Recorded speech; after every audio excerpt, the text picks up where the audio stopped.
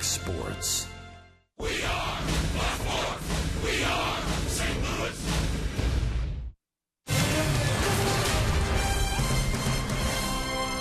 This is St. Louis Cardinals baseball, and it's a day game this afternoon on Fox Sports Midwest. Game 2 of the weekend series between Detroit and St. Louis.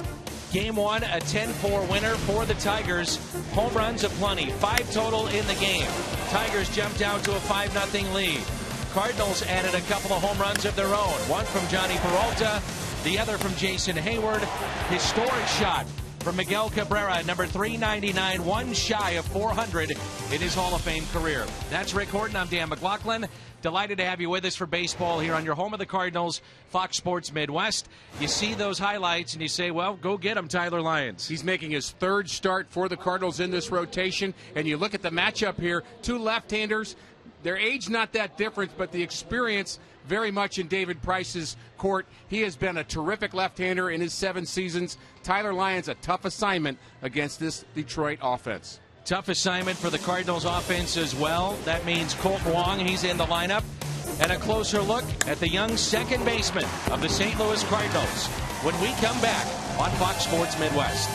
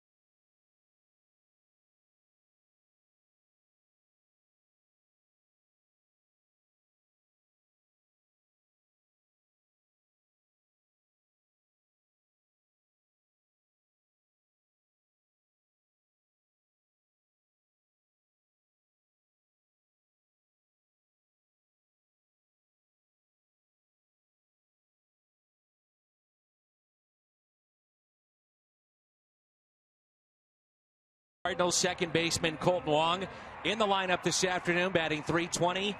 He'll bat 7th for Mike Matheny's club. A look at his brief career so far. Got off to a rough start. Game 4 of the 2013 World Series. Koji Uehara got him. Picked off. First time ever a World Series game ended on a pickoff at first. Last year, his campaign started off slowly. Pitches .225 in the first 20 games, 27 left on base, sent to AAA. Things then started to turn around. The return from AAA. Dealt with a shoulder injury, but on July 8th against Pittsburgh, let's walk it off. Colt Wong against the Pirates. A sign of things to come. National League Championship game number 2. Sergio Romo on the mound. Colt Wong at the plate. It was time to walk it off. The 7th walk-off hit in Cardinals postseason history. Now in 2015, one of the top players at second base in all of Major League Baseball. Ladies and gentlemen, it's Colt Wong.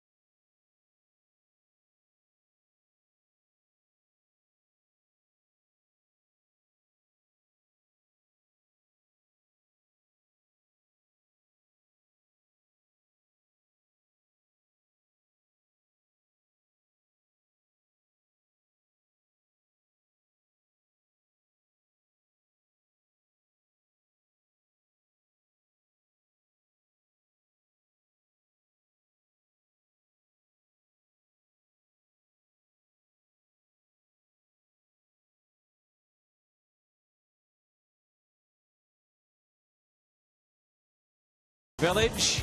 Rain is in the area. Let's hope it stays away. Just in case, the grounds crew, they're set to go. Regardless, first pitch comes your way next on Fox Sports Midwest.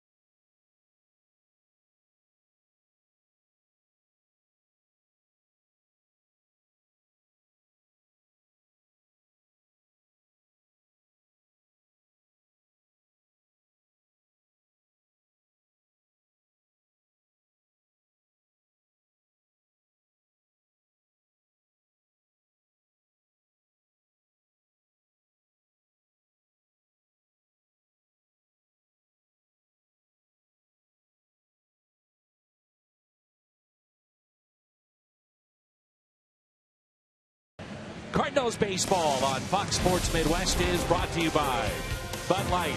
It reminds fans to stay in the game and drink responsibly. Save big money at Menards on all your home improvement needs. And visit your local Mid-America Chevy dealers for great prices on our all-new 2015 vehicles today. Cloudy skies, rain in the forecast. Let's hope it stays away. We're at Busch Stadium in St. Louis, where for the 12th consecutive season, 3 million tickets have been sold. That's official of this afternoon. And the 19th time that's been done in franchise history. The great baseball town of St. Louis, Missouri. The reason they come out is that this team wins. The Cardinals 24-11. They lead the Central by 4 games. In the American League Central, Detroit 1 game back. One of the better teams at 22-14. And 2 managers here in game 2 of this 3-game series that have a lot of experience winning and playing outstanding defense behind the plate. Mike Matheny with 4 Gold Gloves, Brad Ausmus with 3, and Yadier Molina, of course, leads the pack with 7. And these are catchers since 2000, the Gold Gloves. So a lot of experience behind the plate, both young managers, Matheny and Ausmus. But you look at Mike Matheny, Dan, and you realize he's already managed 39 postseason games. It's like the elder statesman of the National League Central now. Some new faces with Craig Counsell and Joe Madden, as Rajah Davis will lead it off for Detroit. A speedster. Then we'll see Kinsler, Cabrera, Martinez, Cespedes, Castellanos, McCann, Iglesias, and the pitcher David Price. So an all right-handed lineup of the regular starting 8, and then your pitcher batting from the left side, and that's David Price. Here's Tyler Lyons, who is searching for that elusive first win. Fastball and a strike, and we're underway here at Busch Stadium. Dan, you mentioned he hasn't won in 12 straight starts, but he's pitched pretty well in many of those. He just hasn't gone deep enough in the game to pick up the victory. The Cardinals could certainly use that. Back to Lyons. A flip to Reynolds, and that's how we start game 2. The Hyundai pitch arsenal for the lefty. Fastball, slider, changeup, curve. And the fastball is a sinker. He's trying to get that ball down in the zone. Slider really his best pitch. Also has a outstanding changeup that he will use against right-handed batters. The curveball he uses a little more seldom. Really just a get me over type pitch to try to get a strike early in the count. But the slider really his devastating pitch that he gets the strikeouts with. Mentioned last night that Ian Kinsler is an all-around very good player as he hits it out to center field. For out number 2, there's Peter Borges. Cardinals defensively with Holiday in left, Borges in center. Good to see Randal Grichuk. He's back in the starting lineup and back from Florida. He's in right field. Matt Carpenter, Johnny Peralta, Colton Wong, Mark Reynolds along the infield. Yadi is behind the plate. That's presented by Dobbs Tire and Auto Centers. Grichuk in right field. The tough lefty and David Price. Hayward gets the day off, and Randall will bat leadoff in the lineup for St. Louis. That pitch is strike to Miguel Cabrera, who's sitting on 399 home runs. Such a good player, and we've seen him over the years. He has the ability to hit with the high average and for power, and very seldom have the superstar type that can do both as well as a guy like Cabrera can. We, of course, Albert Pujols do that year after year here in St. Louis. But Cabrera, one of this generation's best players. 3 for 5 in game 1 last night. That's on the inside corner, and it's 1-2. Establishing the fastball here early on for Tyler Lyons. Well, that's going to be a key to this game that I'm going to talk about in an inning or so, is for him to be able to get outs with that fastball. He's going to get outs with his slider, but the fastball a key pitch for him as it starts to rain a little bit here at Busch Stadium. Count is even. 2 balls, 2 strikes on Miguel Cabrera. He taps it foul. So with 399 home runs, that ties him with Andres Galarraga for the Major League home run record for Venezuelan-born players. He said after the game that home run significant for him. Personal milestone. Obviously, you want to get as many as you can, but to tie one of his heroes growing up, Galarraga meant a lot. The rain has really picked up.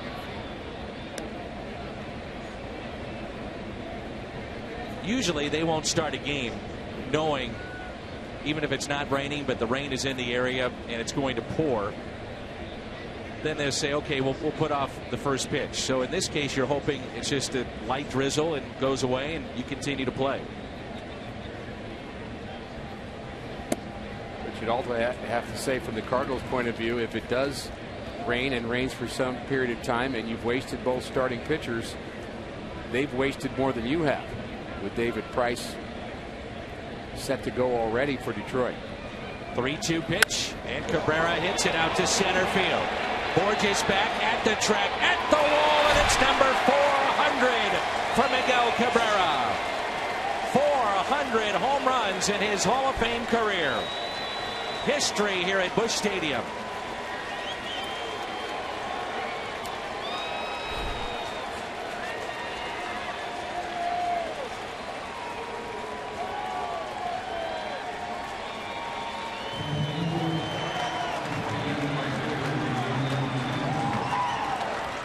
His teammates understand the significance of that plateau.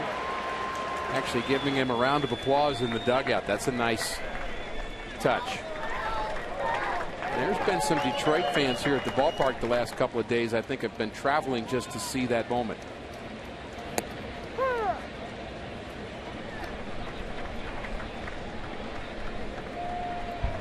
Moves him ahead of Galarraga. And now number 1 for Venezuelan-born players in terms of career home runs in the major leagues. Makes me think of Ken Griffey hitting a big home run in his career here on Father's Day with his dad traveling to see him play. And he said, "You got one more day and I'm going home. I'm tired of watching you. Been waiting for this historic home run. I'm going home." So he hit one on Father's Day. That was a great moment here in St. Louis.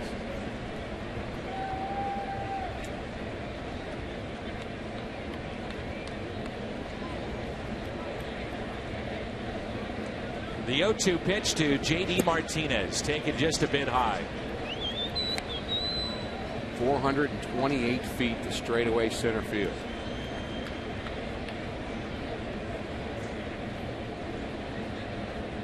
One-two pitch.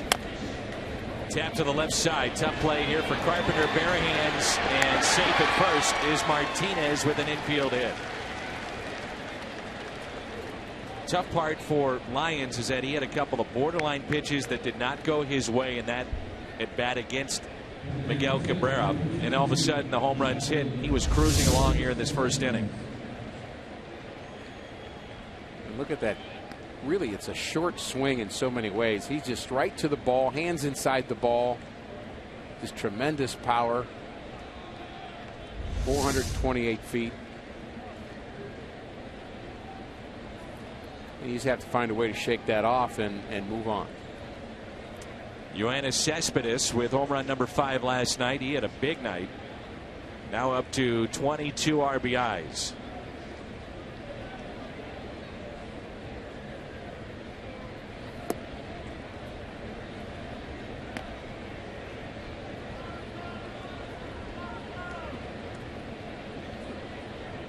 Strike zone is tight from Vic Carapazza today.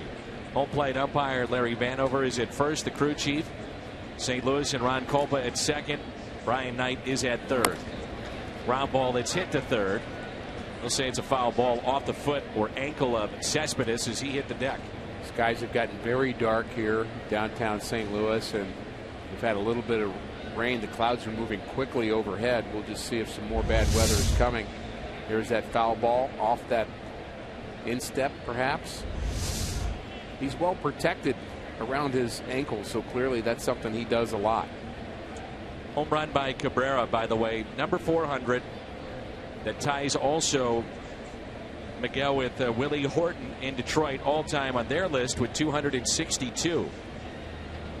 Remember, the Marlins traded Miguel Cabrera to Detroit. Dave Dombrowski was longtime general manager with Miami, and he knew about, along with everybody else on the planet, just how good he is.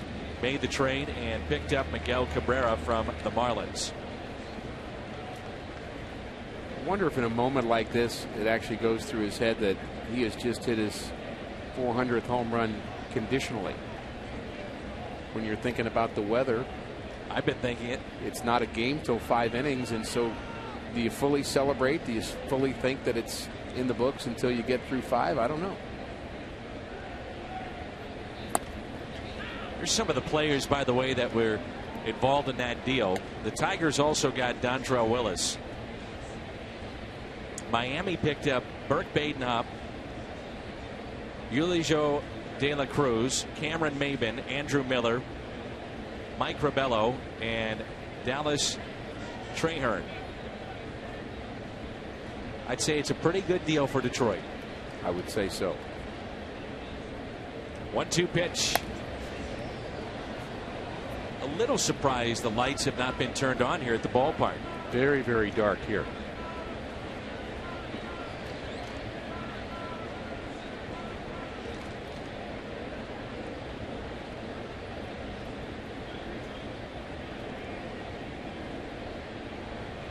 One ball and 2 strikes on Cespedes. Runner at first is J.D. Martinez. And a strikeout. That pitch tailed away. So a little history in the top of the first. Miguel Cabrera with home run number 400. 1-0 Tigers.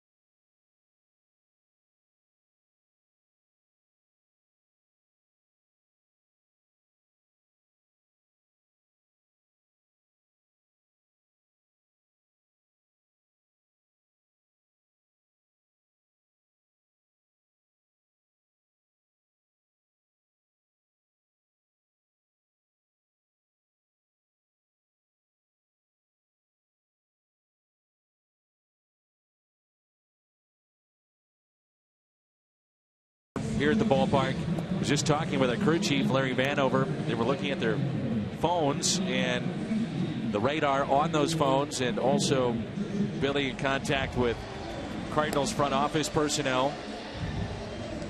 Days like this, it's a nightmare for him. And still the light's not on here at Busch Stadium. Very dark, and you've got a Cardinal lineup that begins with Randal Grichuk that has to face one of the game's best left-handers in the rain under dark skies. This is as hard as it has rained in the last hour and a half or so. Really has picked up. I'm surprised they haven't pulled him off the field. Well, there must have been something in that conversation with Bill Finley, as you mentioned, that said it's just going to blow over here. Let's go. But interesting with David Price, he hurt his hamstring his last time out. This may be something that Brad Ausmus is going to be concerned about. They can't play now. It's raining way too hard. Mike Matheny, the only man standing in the rain. Everybody else back in under cover. Randal Grichuk in the leadoff spot has never batted leadoff in his career. 1 ball and 1 strike. So 2 pitches for David Price, and now they're going to pull the tarp on the field. David Price, it looked like he started to rub his pitching hand on his knees, trying to get it dry. Larry Vanover spotted that and said, okay, that's enough. I think that was the final straw for him.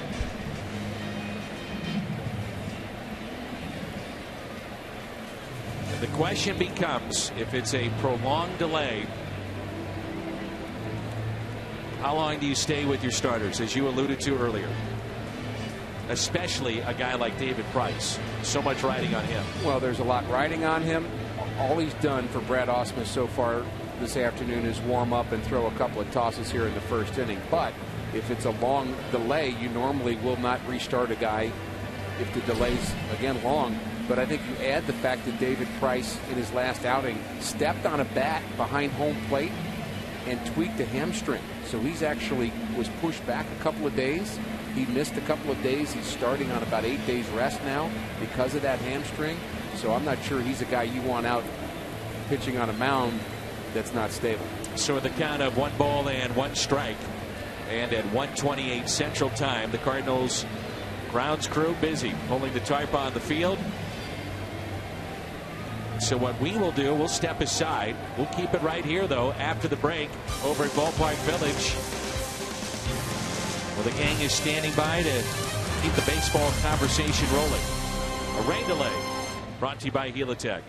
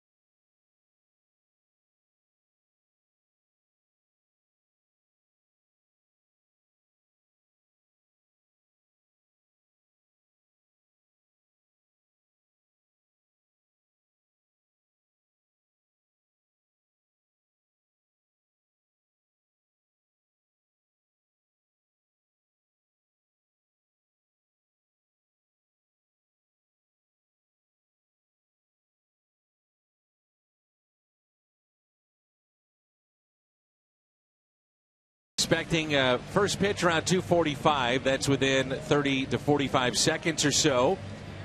And warming up and getting set, it's David Price. The field looks to be in good condition, and the story today right now is Miguel Cabrera. Cabrera with that home run that is the only run in this game, came in the first inning. The 428-foot shot, and we had the concern, Dan, if this got rained out, whether or not he would lose that home run and that milestone.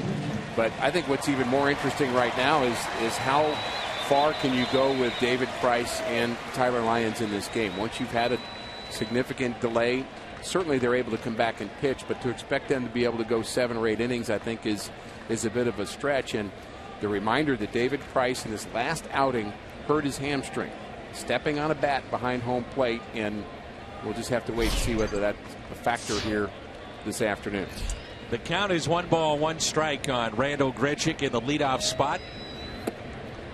And it's now 1-2. He has never hit first in a lineup, but in his career leading off an inning, good numbers, 379, home run, on base percentage of 400. The 1-2 pitch now from David Price.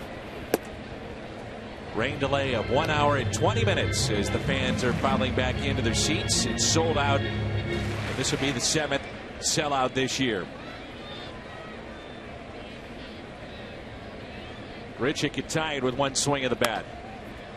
Gets underneath it, and a fly ball into center field. Rajat Davis for the first out. Let's meet David Price in the Hyundai pitch arsenal. 66% fastballs, and he's got a good one. He throws very, very hard. He's added a knuckle curve that he's going to use against left-handers and right-handers alike. The changeup can be devastating. He threw one to Randal Grichuk, had him way out in front, throws it 21% of the time. It'll be interesting how the Cardinal left-handers fare against David Price. We've said first start against the Cardinals, they haven't seen him, but that's not entirely true. Cardinals saw him in spring training, pitched 4 innings, had 5 strikeouts, and gave up just 1 hit in that game, and that was Yadier Molina who got a hit, and that was exactly 2 months ago. No balls and 1 strike on Matt Carpenter, hitting .328. Couple of hits last night. 6 home runs to lead the club. He's driven in 23. Rick Horton, besides playing in the major leagues, was a coach at the professional level, pitching coach, and I always hear you talk about mechanics. David Price has switched his delivery up. Very modified, very simple. Yeah, he's simplified things, and his arm is just so good. He doesn't really have to do all the complex things at the start of a motion. And there's that devastating changeup that he has. And as we talk about a lot with mechanics, what you do at the beginning is really just getting you going. You essentially get to that kind of balanced position at some point, no matter what you do at the beginning. And David Price has just kind of taken all that out and kind of just starts about halfway through and still able to throw mid-90s. Here's a 1-2. May notice that he'll close his front shoulder right before the pitch. That's by design, and that's why he modified this delivery. He felt he was flying open. And as we talked about last night with both pitchers, fly open, arm drags. And it's something that he's trying to avoid by doing this delivery. Little turn and the pitch. It's like a reminder. Keep that front shoulder closed. Hitters will do things like that. Just, they'll have little idiosyncrasies in their mechanics to remind them. Maybe they'll hit their leg to keep it down, or they'll pull their shoulder in to make sure they don't fly open. It's just something to remind you not to let the bad mechanics take over. 2 balls and 2 strikes on Carpenter. He drills it out to deep right field. Get going, and it's a tie ball game. Carpenter with number 7. It's 1-1.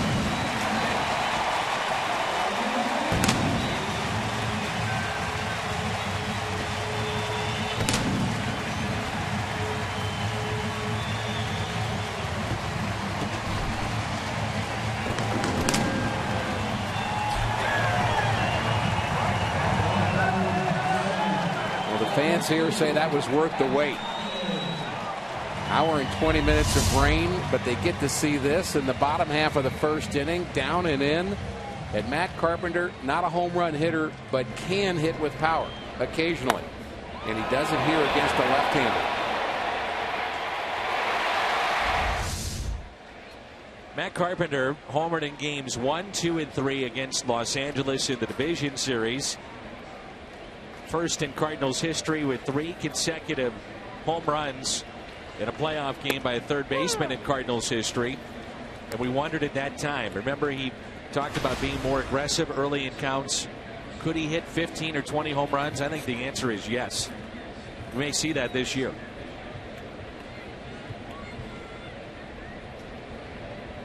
Here's an 0-1 pitch to Holiday. Such a good example, isn't he, that you think about power in baseball doesn't necessarily equate to like a huge body and a stocky player. I think there was a time that was true in baseball. You look at the kind of the old-time power hitters, they're all big guys. You think about Greg Luzinski maybe as a perfect example of that. But Matt Carpenter, kind of wiry in terms of his build, but it's all about the bat speed. Pitchers throw hard because of arm speed. Hitters hit the ball far because of strength, yes, but also because of bat speed. 2-1 the count.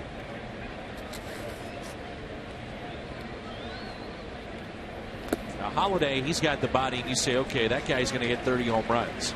Carpenter, you don't say that. Exactly. Well, David Price in his career against the National League is actually under 500. 9-2. Against the American League, he's 80-42. Many years with Tampa Bay, now with Detroit, free agent to be. Talked about the knuckle curve that he has. He really learned it from Sonny Gray, another Vanderbilt grad. They were working that in the offseason, and Rod Allen talking about that before. And good to have him visiting with you during the rain delay. We thank him for coming over. He's always been very gracious to get us up to speed on the Tigers, and always good to see him. 3-2 the count on Holiday, the Cardinals left fielder. Big gap in left center. Here she comes, and it's a walk. You posed the question, how effective will these pitchers be after the rain delay? Price was able to get Grichuk. Then the solo home run going deep into the count was Carpenter. Holiday drawing a walk on a 3-2 pitch. It's mentally challenging for you to be able to start again. You gear up for 5 days for your start, and then it's kind of a half start. I mean, you're ready, and then you're not, and then you kind of relax again, and not just relax for 5 minutes or 10 minutes, but for an hour and 20 minutes, and you've got to kind of find a way to pull everything back together again. And generally, if you've been pitching as long as David Price, you would kind of know how to do these things. There's Johnny Peralta, homered last night. That pitch at 94 from the former American League Cy Young Award winner. Albert Pujols, Matt Holiday, now updated, closing in on history. The Cardinals left fielder, most games reaching base to begin a season. All-time record Pujols, 42 in 2008. 0-1 pitch. And fans always love to ask, Dan, what do players do during rain delay? We get that question a lot. Of course, they'll do a variety of things, play video games, watch video, just talk, maybe grab some food. Literally no one asks, what do announcers do during rain delay? But I can give that answer to the maybe 2 people that care. I listen to Dan McLaughlin stories for an hour and 20 minutes. Oh, yeah. Great stories. They really are. I have to say to myself, that's a great story. And I'm much better because of it. Even got some Jim Hayes in there. Oh, yeah. Jimmy was up here. You know, when I'm with Al and we have a rain delay, normally he goes to the iPad and he'll play Angry Birds. Does he? Yes. That's a unique sight in itself. And Al was filling with Pat Paris, and you did not have Angry Birds on your iPad, so we talked. I listened. Good point. 1-2 pitch. For those of you that tuned in last night, I thought Rick would come with a little different look with the hairstyle after the Hayward home run. You had passed a note to me that said, boy, if he goes deep here, I got to maybe take on the look of that individual that had the tattoo and the crazy haircut. Lo and behold, he hit the home run. Lo and behold, you did get a haircut, but not the one I was expecting. And I'm still looking for that imaginary note that you're talking about. But it was fun. Good timing, though. And Jason Hayward, best part of that was just getting to see him drive the baseball. He's not in the lineup today. Interesting, the Cardinal left-handers have actually hit left-handed pitching pretty well this season, including Jason Hayward. 3-2 pitch. Runner at first is Holiday. He's running. And it's taken for a ball. Back-to-back walks against David Price.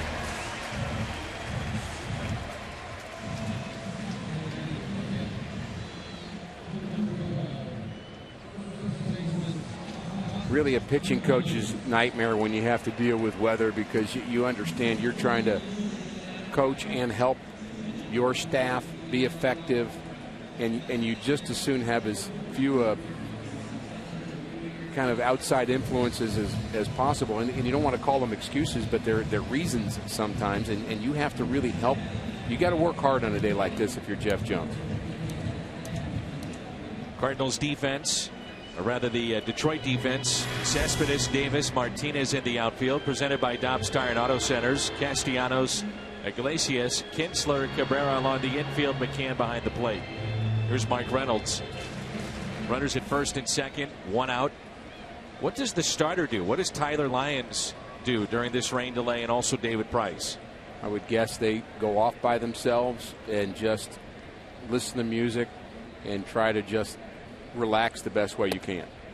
You get on the exercise bike. No, I don't to think keep so. It going? It's too long. It's too. I mean, you'd be on a bike for an hour and 20 minutes. You'd be worn out. So I mean, honestly, that's the give and take of it. Is you just have to just kind of stop and then restart, and you go through maybe a mini version of your start day routine in terms of the stretching and maybe a little bit of cardio just to kind of get the blood flowing again. But the warm-up tosses that you throw, you're not going to throw quite as many. But again, a typical warm-up routine for a starting pitcher would be about 50 to 55 pitches that you would throw. Use all your pitches, throw to both sides of the plate. Everything you throw, you're ready. I think you come back after a rain delay, it's somewhere short of that, maybe 40. But again, that's 40 more pitches that you wouldn't have had to throw otherwise, which makes me say 7 innings would be plenty of innings for either starter. And Reynolds strikes out. First strikeout for David Price. If you're wondering, they do have batting cages here at the ballpark. Fox Tracks presented by Missouri Lottery. You just wonder if Price or Lyons would just go down and play a simple game of catch. Stay loose, keep the arm somewhat loose. I don't think they would. I think only because you don't really know. I mean, you hear rumors about it during a rain delay. Hey, we may start in 20 minutes. That's a good point. And it started to rain again. And you go down that emotional roller coaster, you're worse off because of it. I just think it's easier to leave the pitcher alone until you know you're going to start. Tell him the time. And really, it's more of a problem for David Price, because you say 2:45 we're starting for sure. Now David Price knows that. He's got 15 minutes to get ready for it. But Tyler Lyons has a lot more time to get ready. He's got a half an hour to get ready for that. So much better if you're not the guy that's got to go out there and throw that first pitch. No balls and a strike on Yadier Molina. Whoa, almost to the backstop.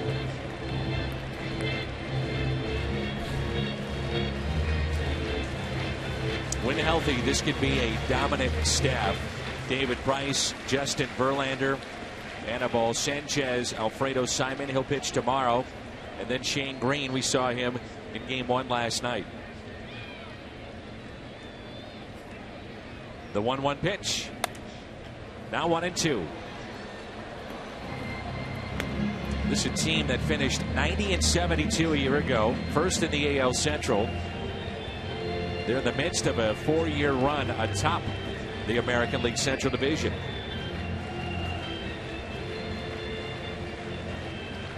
Some big names left this team. Max Scherzer, free agent with Washington. The trade with the Red Sox to get Cespedes. They gave up Rick Porcello. And Torrey Hunter off to a good start with Minnesota. He was with Detroit a year ago. 1-2 the count on the Cardinals catcher. Molina broke it back. Right center, and the catch is made by J.D. Martinez. Cardinals strand 2, but they pick up a home run. Number 7 this year from third baseman Matt Carpenter, who's driven in 24. This swing has tied it up. 1-1 after 1.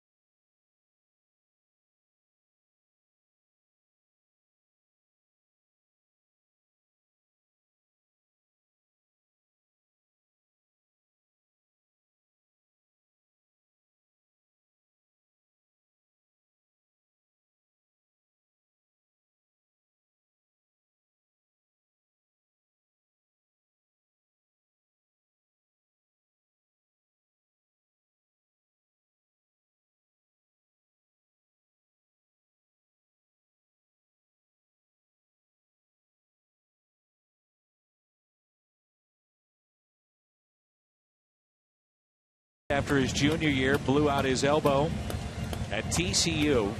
Tommy John surgery.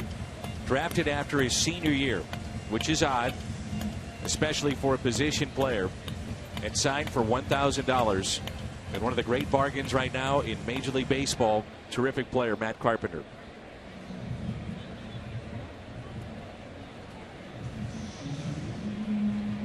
Saw Randall Grichuk slip coming out of the batter's box, and now Billy Finley and his crew trying to pat down some of that dirt and drying agent near the batter's box, and with a sore back, you worry about that. Thinking the same thing, and you'd hope that's behind him, and he's been working to kind of get the strength back. But again, the conditions are a factor here. So Tyler Lyons finishing up his warm-up tosses as we turn to Rick Horton's Toyota keys to the game. Well, we mentioned this at the top, and one of the most important things in this game is for Tyler Lyons to get some outs with fastballs. We know he's going to get outs with his slider. That's his devastating pitch. But he needs to find ways to get some quick outs, little ground balls here and there. Got one in the first inning, got an out on 2 outs on fastballs in the first inning. But I think the second important key is not to be wowed by price. And Cardinals have faced very good pitching the last couple of days. They're going to face even better pitching going forward in the next week or so. But you can't come to the ballpark and start thinking, wow, we got David Price today. Respect him, but don't be wowed by him. So 1-1 our score as we move to the top of the second. Nick Castellanos, James McCann, and Jose Iglesias, the 3 due up for Detroit. Hour 20 rain delay. Still rain in the forecast. Many reasons why both teams want to get this game in. Number one, you've got an ESPN national broadcast tomorrow. They don't want to have a doubleheader there. Teams see each other in interleague play. There's a base hit out to left, so it's tough to figure out the matchup dates potentially to come back later in the season as it has started to drizzle again here at the ballpark. Well, it's true, Dan. Interleague play becomes really the conversation of, okay, this is the last time you see this team this year. You basically have that every time you have an interleague game, so you have that pressure despite the weather to get it in the early going. That can be problematic, and when you have those early interleague games, especially up north in April. Just doesn't seem to make much sense to me. You would think that Major League Baseball would want to start on the West Coast, Arizona, down south, dome stadiums, and avoid, I think, Detroit, Chicago, Boston, New York, those types of places. Well, I'm sure they take that into consideration. And when you think about the complexity of doing a Major League Baseball schedule, 162 games, and the travel and the days off and all of the rules that you have to follow, and trying to get matchups at good times, trying to get, you know, the Cubs and Cardinals at key moments in the year where that's going to be great for the fans. You're trying to kind of make everybody happy. It's a tough job to do. Sure is. 0-2 the count here on James McCann, hitting .281. 1 home run. He has driven in 6. Lions at 24 pitches. There's a home run by Miguel Cabrera on a 3-2 pitch back in the first. And he tied him up. Strikeout number 2 from Tyler Lyons. Ikea in the driver's seat, talking about left-handed pitching. As Iglesias will dig in, hitting .464 against lefties. What's interesting is that Tyler Lyons in his career, despite the fact he hasn't won many games, lefties have only hit .191 against him in his career. Victor Martinez also on that list, by the way, Dan, of right-handed batters that are just crushing lefties. He's on the bench for Detroit because he's really more their designated hitter or potentially their first baseman. He's been dealing with a leg issue, but interleague play in a National League park hurts the Tigers in that regard. I'm sure they'd love to have him face Tyler Lyons. So 1 out runner at first. But what you said about Tyler Lyons in terms of his effectiveness against left-handers makes me think that there's a place down the road for Tyler Lyons if starting becomes a log-jammed kind of place that he could be a help in the bullpen. He's had some of his best success in various outings coming out of the pen. You and I both have talked about his breaking ball. It is very good, and it's been fastball command. Big key and big issue at times with him.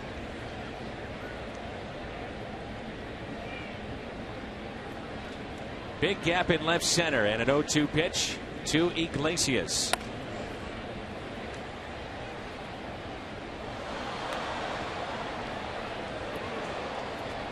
Another thing we've said about Tyler Lyons, and I compared him in his last start to Francisco Liriano, not by kind of their development and how good they are, but just they both have late breaking sliders. I mean, really late breaking pitches that are hard to pick up. Carpenter diving to his left and gets the force play at second base. It's almost as if he was running in place and literally running in mud trying to get to that ball. And Carpenter comes up with a dandy. A little more complexity to this play than you might think because of the conditions. Slides, bounces up, and makes the perfect throw. Mud on his hand, mud on the ball. Perfect strike to Colton Wong. So David Price will be the hitter.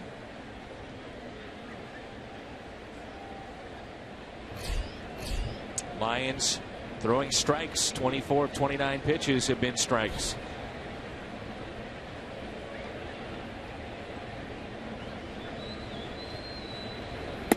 So there's a first pitch strike. Of course, it is David Price at the plate, but it's not just getting first pitch strikes for Lions, not just throwing fastballs for strikes. He's 8 of 9 with the first pitch, but it's getting outs with the fastball. I think that's mentally a key thing for him, that he doesn't have to rely on trying to get guys to chase to get him out, because then you start thinking strikeout every batter and the pitch count gets up. The 0-2 pitch to David Price. Call, third strike. 2 strikeouts in the inning. And 3 thus far for Tyler Lyons. We head to the bottom of the second. Interleague play, 1-1.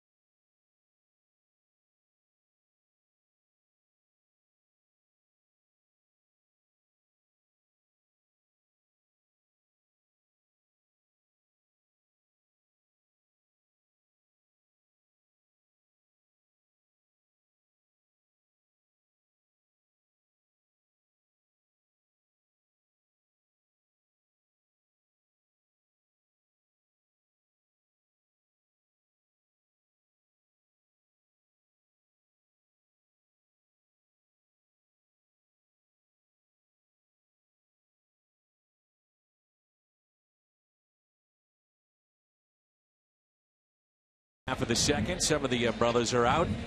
And let's check in with Jim Hayes. Jimmy. Danny, Jaime Garcia had a very good rehab start for Double-A Springfield last night. 6 innings, 2 runs, 90 pitches. Jaime is in St. Louis today, so Mike Matheny and his staff can get an update on his progress. Jaime has been trying to get past a shoulder issue. He told me the shoulder feels better now than it did when he was pitching well during spring training. He also said he's ready to come back to the Cardinals. No word yet on when he might get that chance. Mike Matheny says they haven't made a decision on that yet. As close as I can be is how Jaime put it, Dan. So that's the big question, Rick, is the next start. Does he stay with the club here in St. Louis? And what's it like for Tyler Lyons knowing that his tenure with the club is, you just don't know at this point, and yet he's making the start today, and his replacement's in the dugout. And even odder was the fact that he's walking out to do his warm-up tosses to begin play today, and Jaime's doing those interviews with the media in the Cardinals dugout as he walks past it. Just kind of an odd juxtaposition, but I think players are used to that. They understand kind of the score here, and I think they all understand, as we do, as Colton Wong lines out, that you don't make a decision until you have to, and so there's no real reason for the team, Mike Matheny or John Mozeliak, to say this is what we're going to do 5 days from now, because what if something else happens? Who knows? Maybe a general manager comes up with a deal that you can't refuse, or injuries, or rain, or all those things can factor into what your actual need is, so you don't tip your hand till you have to. Here's Peter Borges. It's not even tipping your hand. You just don't decide. Fastball and a strike from David Price. Borges hitting .264, no home runs. He's driven in 4. John Jay on the DL, so Peter will see the bulk of the playing time. But you do have Randall Grichuk back with the club. You have to assume that Hayward plays every day, so Grichuk and Borges could be that platoon potentially out in center field.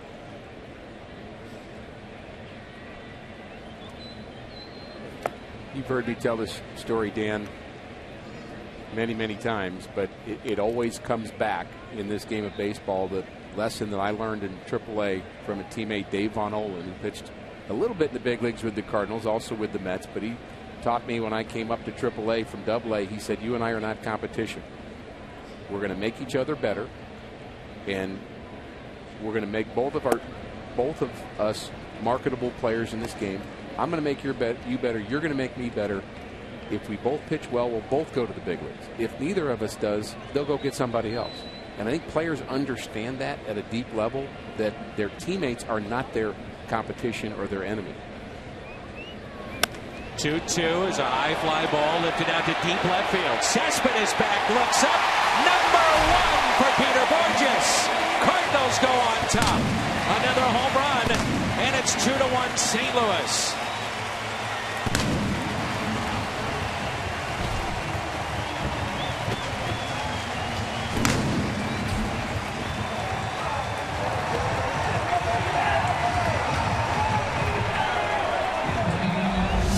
When you think Randall Borges, you think speed and defense. But occasionally, he can run into one. Much better base this year than he had a year ago, and he smokes this ball. And this ball was deep.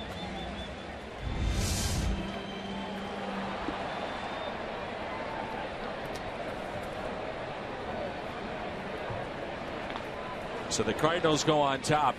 All the runs the Cardinals have scored since the second game in Cleveland have been via the home run since that time. The team that you don't anticipate hitting a lot of home runs. 2 last night, Peralta, Hayward, and now Carpenter and Borges. 2 solo home runs and a 2-1 lead. 1-0 pitch to Tyler Lyons.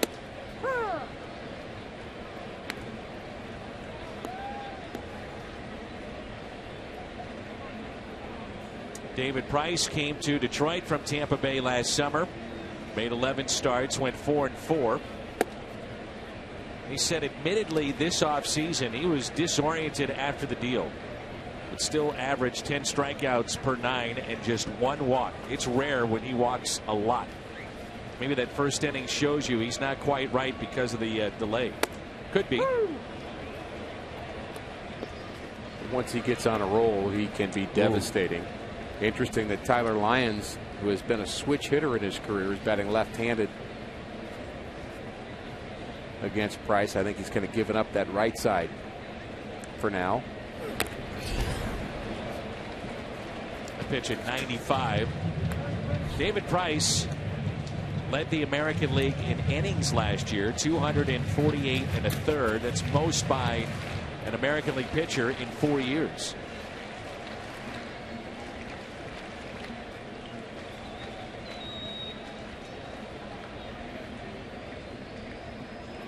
Pitch number 43, a 2-2 on the outside corner. Second strikeout for David Price.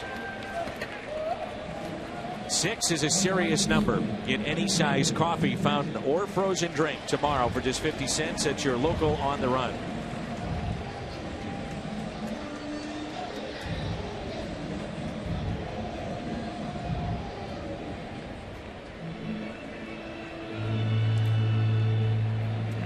Two outs, and here's Randall Grichuk. Yeah, Dan, a lot of home runs already in these 2 games, and kind of waiting to see if Randall Grichuk can run into one. Get the most raw power on this team. Fly ball into right, and it drops in front of J.D. Martinez. A 2-out base hit. Grichuk's return to the lineup this afternoon. Most power, and I think the most intrigue. Would you agree? I would agree. He's got an upside. Just a cutter inside, and he's able to keep his hands inside the ball, take it the other way. Got a nice base at the plate. Runs well. Good defender. Versatile outfielder, can play all the positions. Just good to have him back. Solo home run, number 7 for Matt Carpenter back in the first inning to right field. 2 outs, Grichuk the runner at first. And strike 1 on Carpenter.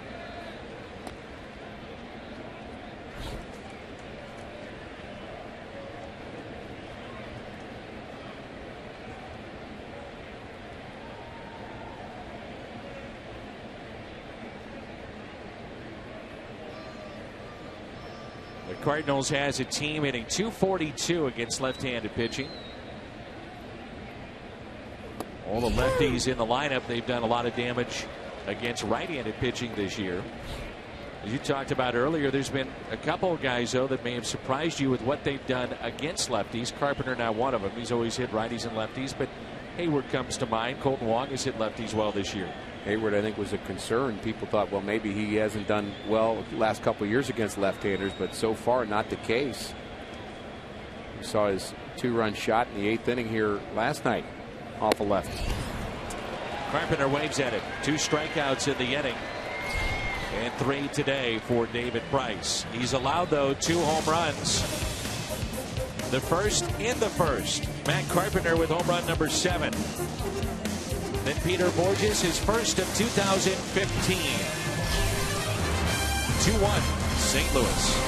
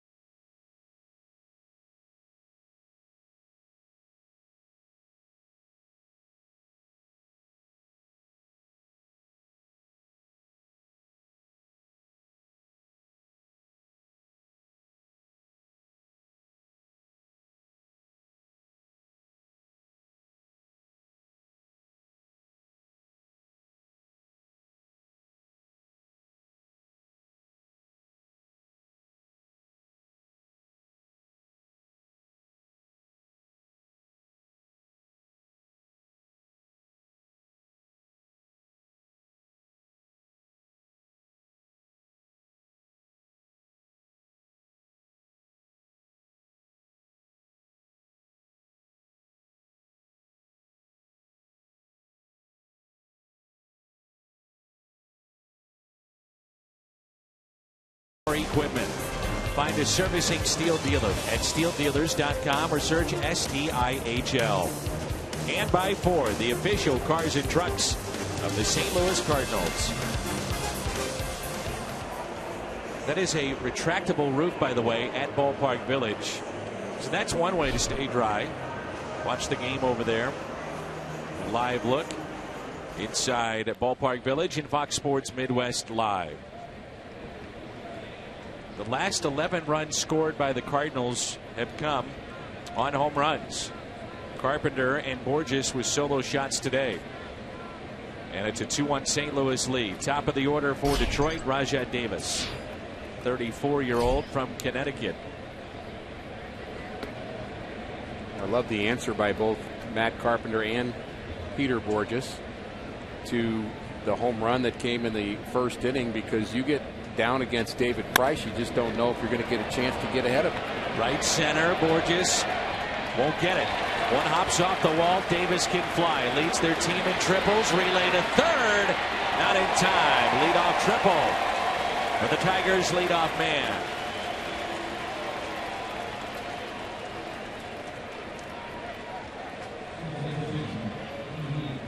Always something exciting about a triple. You prefer your team does it, but you get to see the combination of power and speed at work. Davis a blur rounding second base. Hard slide into third. Third triple this year. Infield is drawn in. Ian Kinsler fly to center. First time up. 0 for 1. Outfield is straight away. And a strike. Seemed like Lyons is throwing more fastballs here today. Yeah. I think, again, a lot of right-handers in this lineup that he's facing. Only left-hander is the pitcher, Price. So he's got to have a fastball that has effect. And he's also throwing the fastball in well on right-handers. 0-1 pitch. Hit down the left field line. This game is tied. Kinsler extra bases. He picks up RBI number 19. A triple, now a double, and a 2-2 game.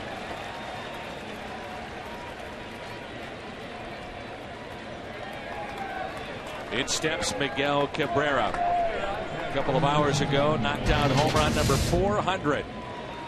This is quite the list. Those that hit number 400 against St. Louis: Cabrera, Great Willie Mays, Ernie Banks, Willie Stargell, and Carlos Delgado. Hadn't realized that Kurt Simmons had given up 2 of those. How about the list? Oh, the players just some of the best.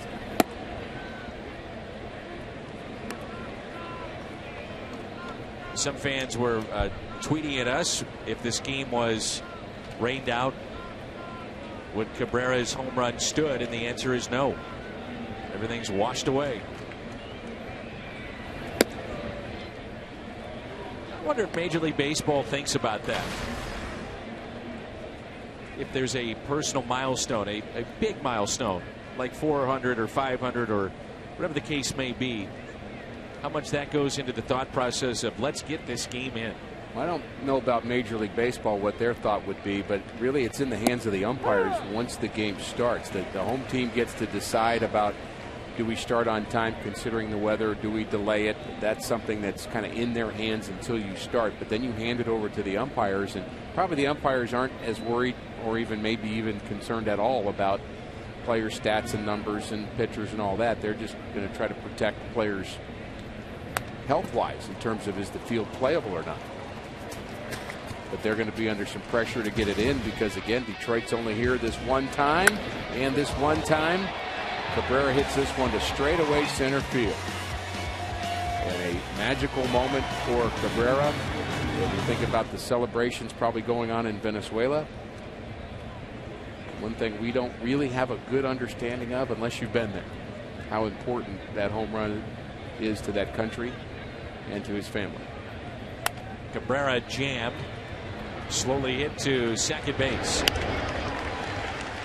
Miguel Cabrera, 9 times Rick has had 30 or more home runs. Last year was the quote-unquote down year when he hit .313 with 25 home runs and 109 RBIs. Started wondering a number of years ago if anybody could be a Triple Crown winner anymore. He answered that. He sure did. There's J.D. Martinez, an infield hit. And now the infield is drawn in. He's 1 for 1. The breaking ball that's taken high.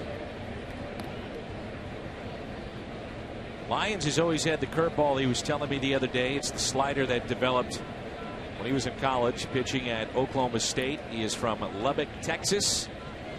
That's home to the Texas Tech Red Raiders.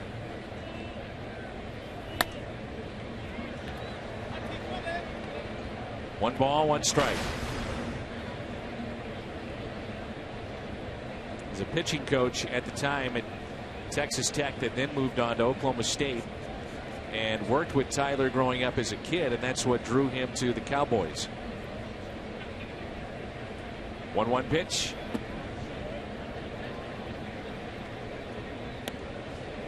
When Lyons arrived on the scene for the Cardinals at Palm Beach, he threw a no-hitter. So he's done that in the minor leagues. There are many in the organization that believe that he can make it at this level. 2-1. This has not put it all together yet. 3-1 the count. Well, he put it all together his first 2 starts in the big leagues. First came up, struck out a ton of batters, low hit games, both of them. And really kind of unprecedented start to a career. He just hasn't been able to get that back since then. Not at that level anyway. First walkie is issued. And it brings in Cespedes, so you get the chance at the double play here to get out of the inning.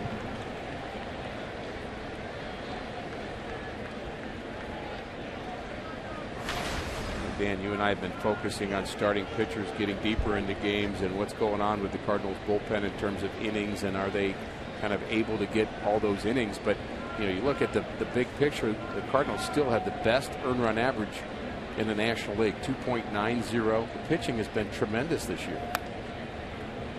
And I think we talk about it because we want to see the train coming, because you know Wainwright's not here anymore, and you know that you've got pitchers with maybe innings limits, so that's why we keep kind of projecting ahead to how do you plan against your relievers kind of getting worn out and tired. And so it's a legitimate question, but really the pitching's been great.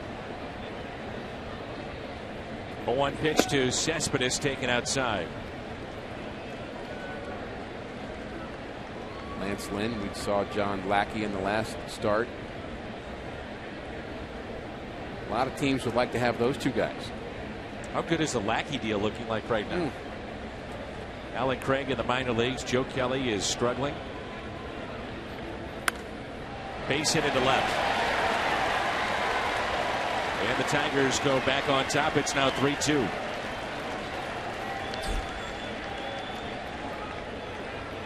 We saw a lot of hard hit balls here last night. 17 hits for the Tigers, 6 already in this game. And Cespedes really teeing off on this delivery. Breaking ball, middle of the plate, middle in.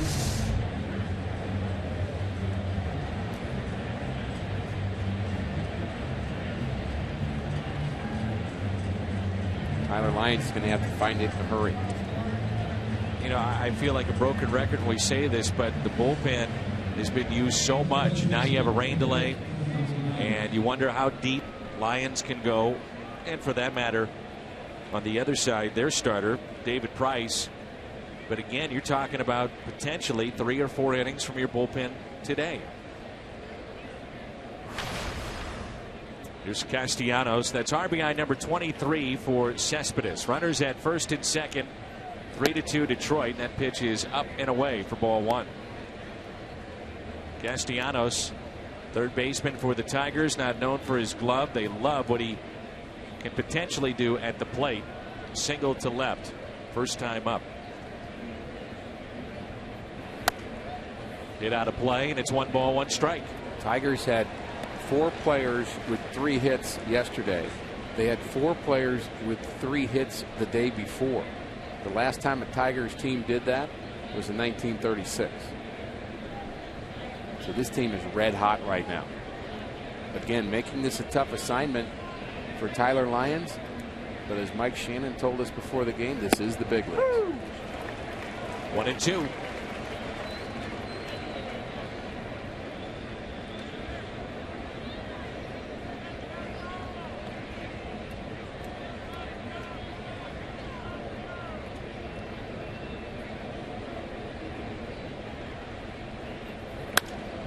Driven out to right field.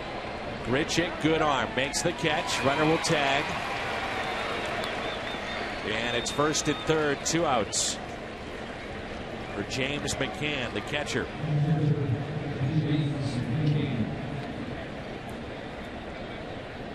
Grichuk throws well. Outfielders with good arms like to show off that arm, don't they? I love watching it. You're talking about running. We don't see enough of that in the game today, and we don't see enough of arms. You know, Hayward had a throw last night that runner tagged up from third. He didn't catch him, but still, it caught your attention. Well, I think teams are getting smarter and understanding that why wouldn't you go second to third there, because the Cardinals are not going to let that throw go through. I mean, they're going to have to be 100% sure they're going to get him, because they don't want the other runner to advance to second base. It's just, it's situationally kind of begs for you to take that extra base and go from second to third. Chris Maloney helps set the outfield defense. Deep and left is Matt Holliday. Good speed in the outfield, in center and right for sure. Here's a 1-0 pitch to McCann. He struck out his first plate appearance. 2-0.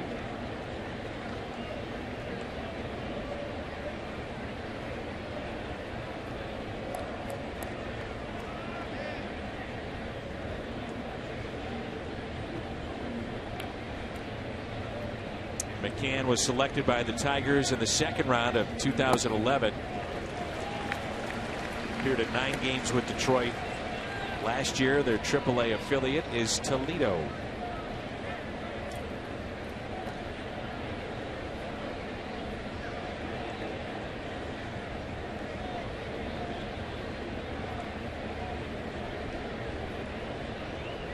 The 2-1.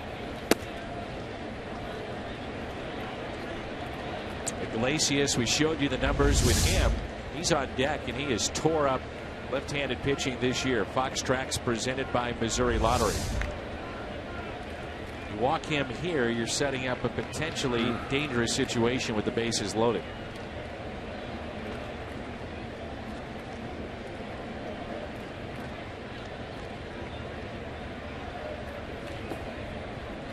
And that's what he's done.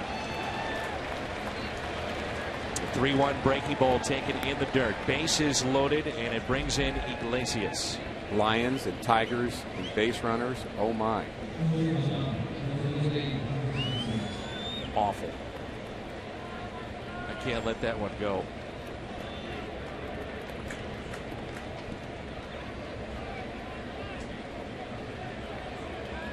You didn't just say that, did you? I did just say that. Bases loaded for Iglesias. And strike one.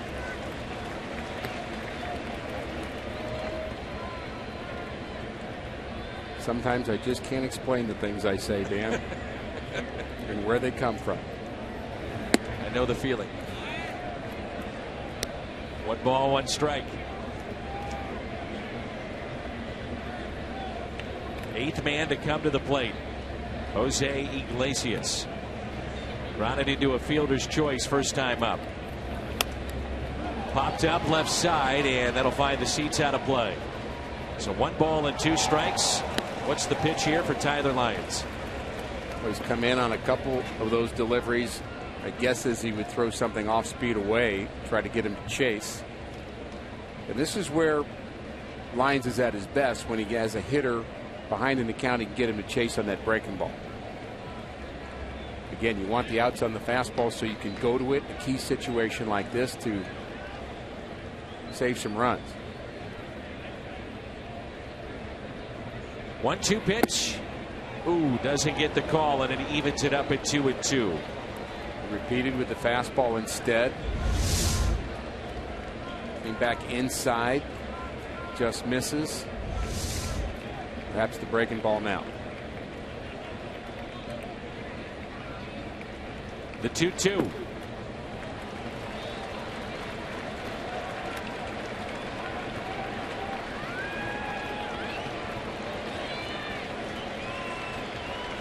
Well, one of the biggest pitches of the afternoon coming up. The crowd trying to get behind Tyler Lyons. Bases loaded, 3-2 pitch. Center field, Borges. He's got it.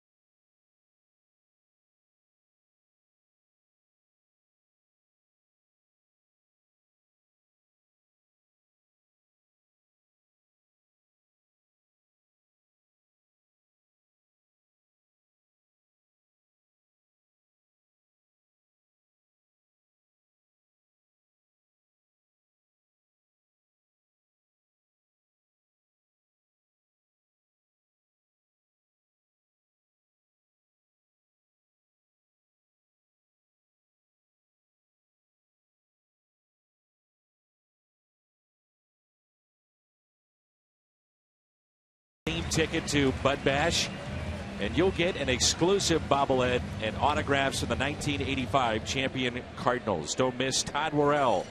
That's May 26th. For a full schedule of players or to purchase tickets, visit cardinals.com/budbash. Holiday, Peralta, and Reynolds coming up. That night, Cardinals take on the Arizona Diamondbacks. Tough week coming up for St. Louis. Cardinals will go on the road after the game tomorrow night. Will fly to New York. You've got the Mets and their very good pitching, and then you'll see Kansas City, a team that went to the World Series. Holiday off the end of the bat. A lot of English on that baseball, but Kinsler stays with it and makes the play. Dan, this has not been a good start for Tyler Lyons through the first 3 innings, but he may have dodged a bullet there in the 3rd inning, stranding those runners, and just wonder whether or not that's going to come back and haunt Detroit. More runs than we might have thought in the early going. A 3-2 game already just in the 3rd inning. Cardinals certainly have been a comeback team this year, but that could be a big miss for Detroit there in the 3rd. And the Cardinals have a right-hander getting loose. I would assume that's Villanueva. There's a fly ball lifted into right. J.D. Martinez puts away Johnny Peralta for out number 2. So 32 pitches in that 3rd inning for Lyons. That's Villanueva getting loose.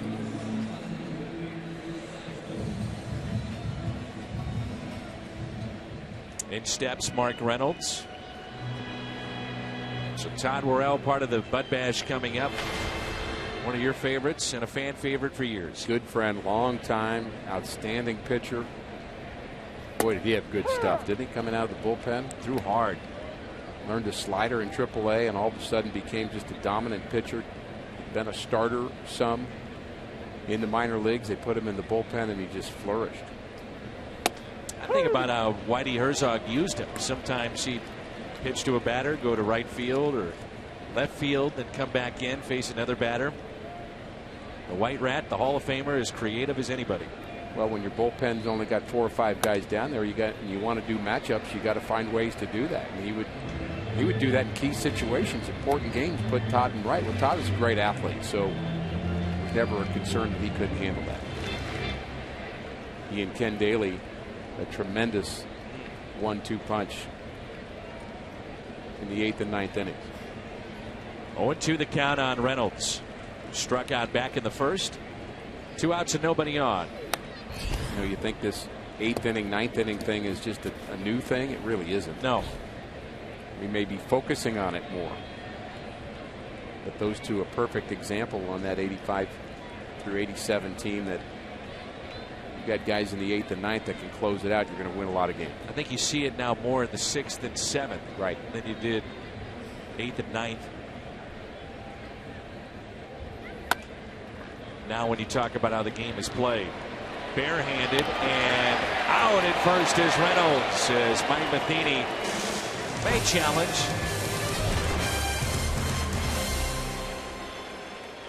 Matheny looking back into the dugout to see if they want to challenge.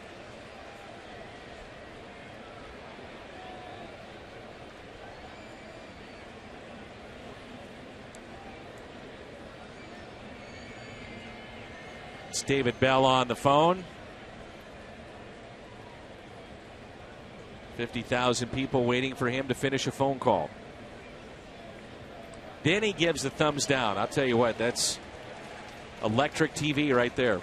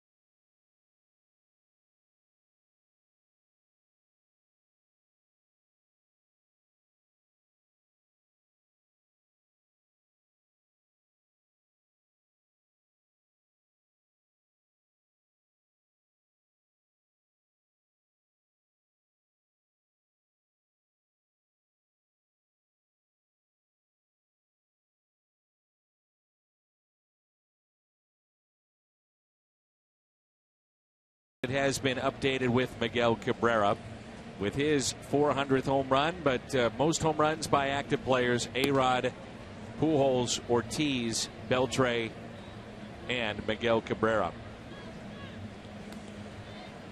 It's David Price, Rajay Davis, and Ian Kinsler. Lions back out to work. Villanueva is ready to go if the Cardinals do elect to go to the bullpen. Yeah, I really do think you have to go as long as you can with Tyler Lyons. You just need innings out of him. Do you want to win the game? Yeah, but it's kind of like there's always this question of winning the battle and winning the war. And at some point, you've got to let your starting pitcher go as long as you can, pitch count wise, to save things for the next day and the next day and the next day. Otherwise, you're always mortgaging your bullpen. And I think that's the danger that you get with short starts, is mortgaging your bullpen. You mentioned earlier that you could see Lyons potentially moving to the bullpen as a reliever Fox had 24 innings and a 1.13 ERA in his career. He's also a long man if you wanted him to be that. For a team that's looking for innings, there's strikeout number 4. I like the thought. The Blues and Fox Sports Midwest teaming up for the Komen St. Louis Race for the Cure. That's Saturday, June 13th. If you'd like to sign up and find out more, head to stlouisblues.com.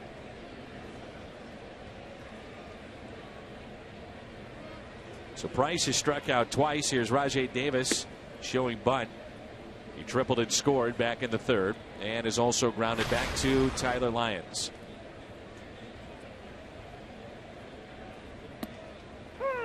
One ball, one strike.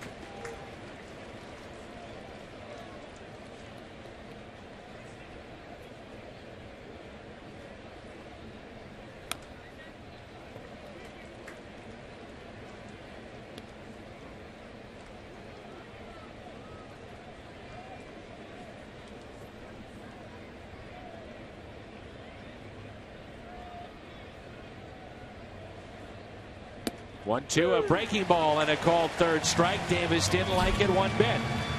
Back-to-back strikeouts for Tyler Lyons in 5 this afternoon. Davis thought that breaking pitch came around the plate, did not catch the corner, and our home plate umpire, Vic Carapazza, was correct. Does catch the corner. It was wasn't the best pitch from Tyler Lyons because it was up in the zone, but that late break was a good call. Ian Kinsler, RBI double down the left field line. And a run scored. He's also flied to center. I think at this point, if you're Mike Matheny, you're hoping for 6 innings, 3 runs out of Tyler Lyons, which would be a decent start.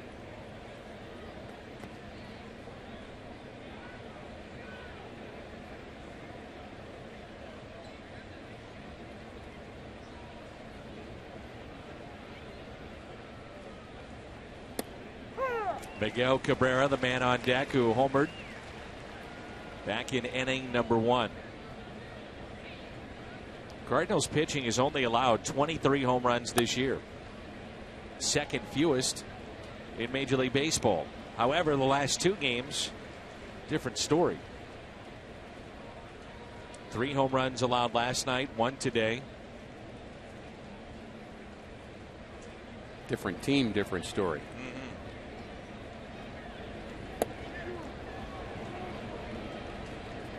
How often did you find yourself as a pitcher looking ahead to the man on deck? Not very often. Felt like that was counterproductive. But I mean, if you had a Pujols, Stan the Man in their primes, Miguel Cabrera, how do you not think about, I got to get this guy because I don't want to face him with a runner on? Well, in that respect, it's always in the back of your mind that, yes, there's certain guys you know you've got to attack and throw strikes to. But if you focus too much on the guy on deck, you'll scare yourself half to death. It's yanked foul.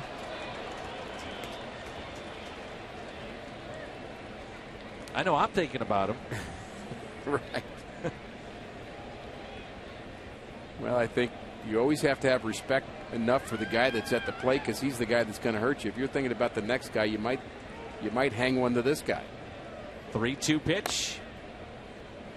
I know we have brought the name up of Pujols a lot the last day and a half, but it's hard not to think of, Albert, in watching, at least in my mind, Miguel Cabrera. They are the 2 great right-handed hitters of their generation. And has the feeling every time he comes up something special may happen. Line drive and a base hit into left. Kinsler, a 2-hit day.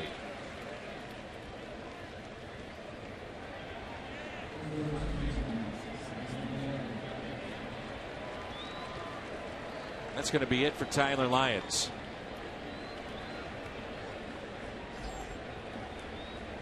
So he'll give the Cardinals 3 2/3 here today.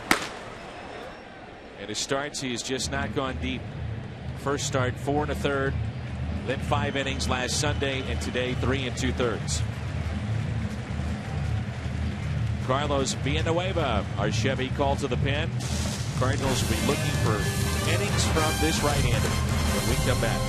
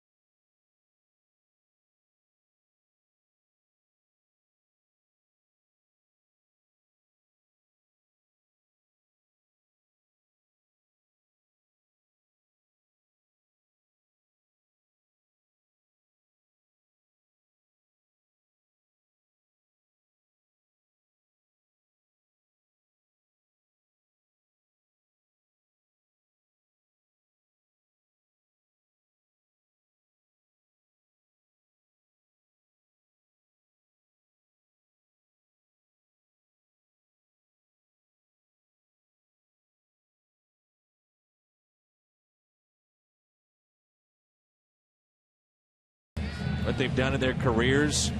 Two great players, Matt Holliday and Miguel Cabrera. Again, you like the fact that both of them know how to get on base and can hurt you both. They're selective in some ways because they'll take the walk if necessary, but boy, one swing of the bat, they can be game changers. Cabrera has been that in this series for sure. Where will he wind up? Assuming that he's healthy. He just turned 32 in April. He signed through 2023. Now, you're certainly thinking 500 home run club, 600 not out of the realm of possibility at all. Chevy called to the pen. Carlos Villanueva, his numbers, and he has been good. 14 plus innings, only 5 hits allowed. His job has really been to calm things. Here's a 1-0.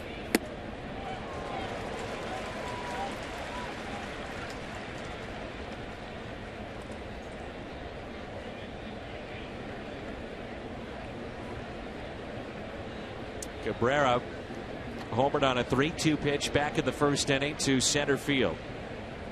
He's also grounded out to second.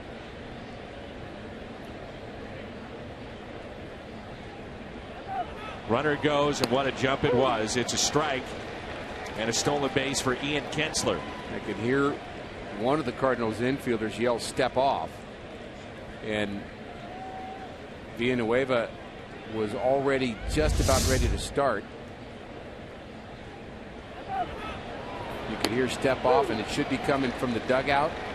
And when you hear "step off" as a pitcher, your first reaction, back foot. You're just thinking back foot off the rubber. That's all you had to do. But he was already committed to throwing to the plate, perfectly timed by Kinsler. 1-2 pitch. Hit down the right field line.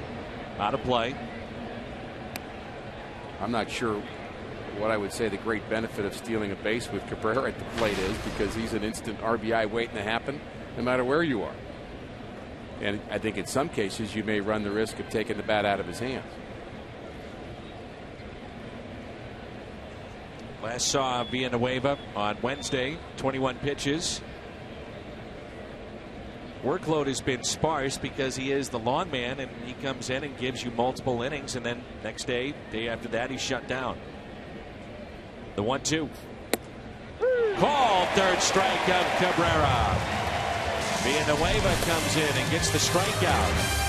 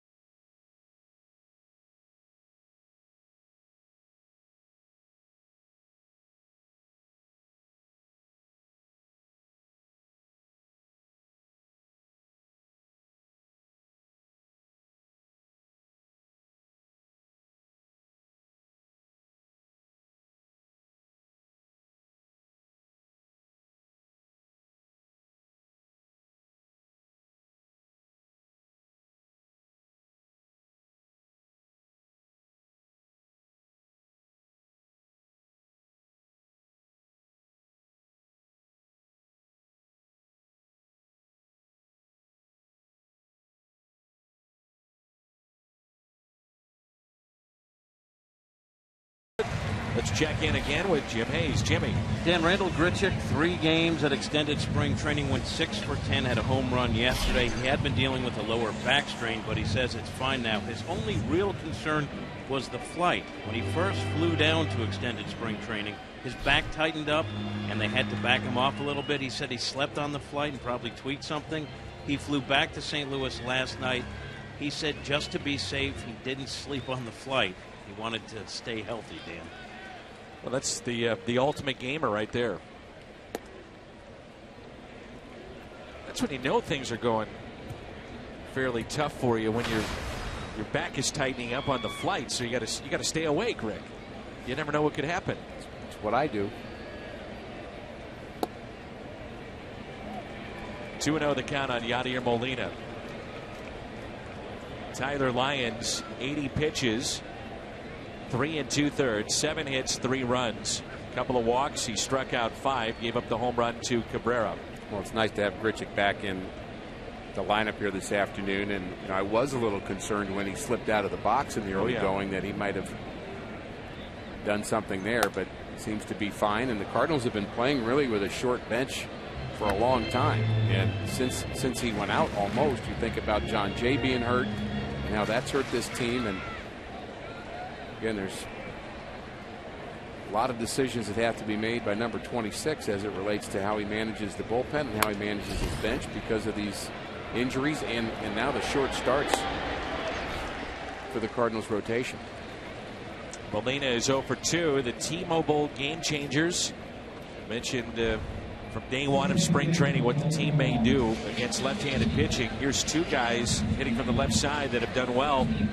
That's Carpenter and Wong, the T-Mobile game changers. So the Cardinals have hit about 30 points less against left-handers than right-handers, but you can't blame these 2 guys. Carpenter at 333, and again Wong over 340, Jason Hayward over 360. So you're talking about the 3 left-handers other than Matt Adams that have just absolutely crushed left-handed pitching.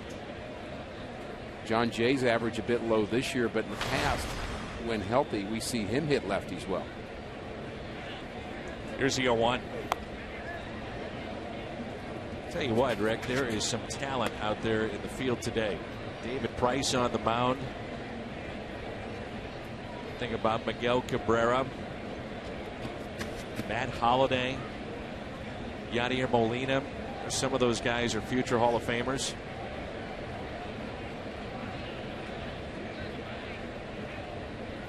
I thought about this Tiger team as another similarity with the Cardinals, and you'd say they're similar because they've both been winning a lot. They're almost the American League version of the Cardinals are the Tigers in the last 6 to 7 years. They have young managers, but they've also both very, very smartly been getting younger. They make the right decisions at the right time with players, move on, and kind of develop a new crop of younger players that keeps them in contention.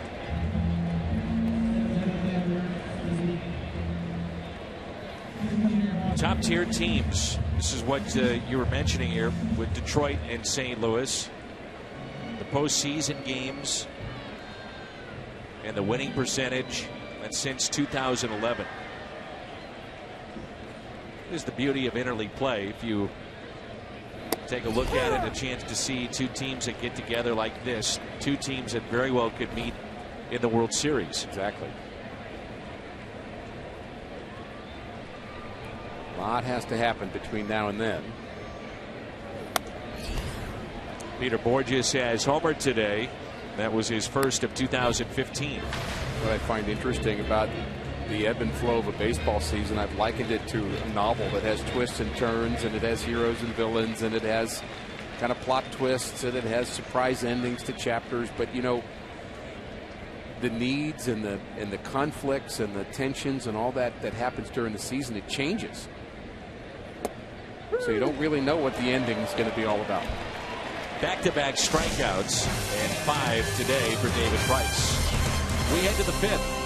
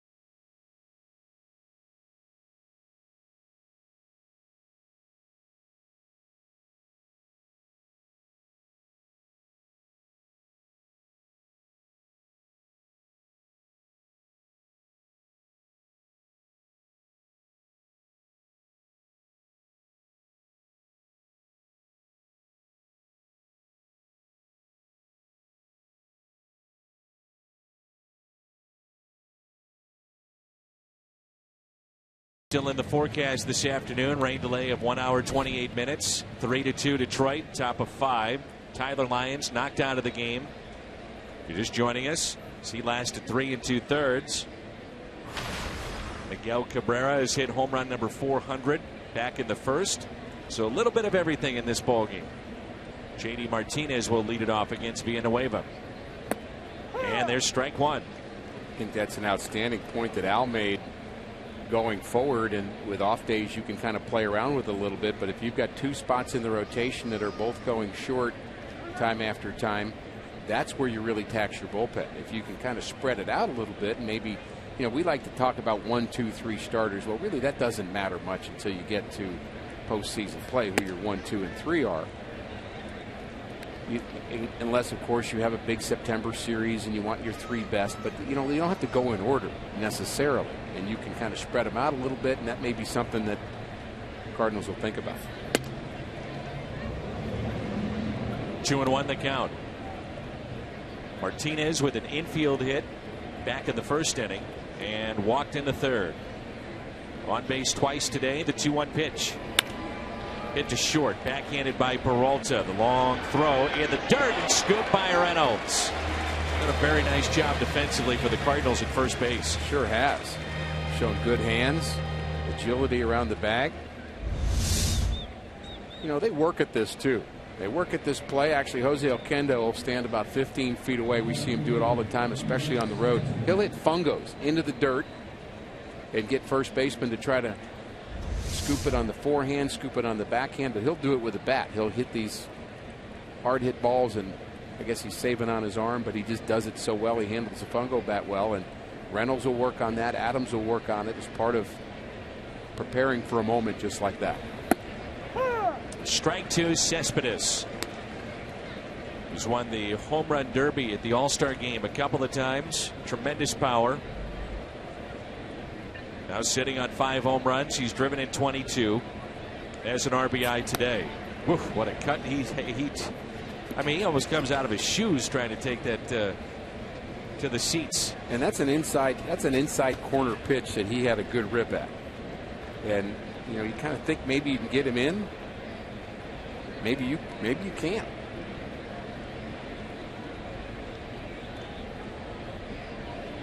Oh-2 pitch. The fly ball into right. Grichuk is there. 2 away.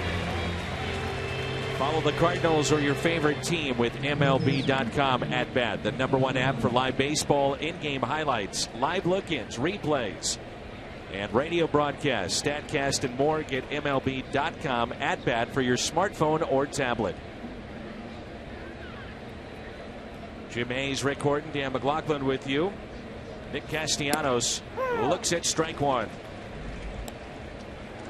Really nothing that wows you about Carlos Villanueva except the fact that he gets guys out of the bullpen. Thinking the same thing. I mean, that last pitch is just floating in there. Exactly. He finds a way, and that's... Well, he changes speeds. I believe there's a little deception in his delivery. He also will speed up his delivery every once in a while and do a little quick pitch.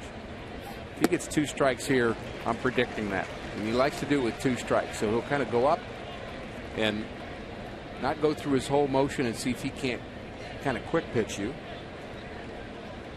So Castellanos has stepped out. We'll see if he does it. 1-2 the count. Not that time. We've seen, though, what you're talking about a number of times, and it comes down to deception. Adam Wainwright has done that. We've seen John Lackey dropping down Villanueva. The theme there is veterans. Exactly. The 1-2. Ooh, doesn't get the call on the corner. 2-2.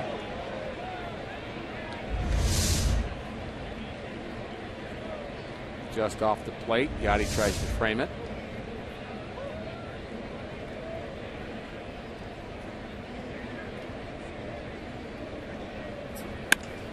And a line drive base hit out to left.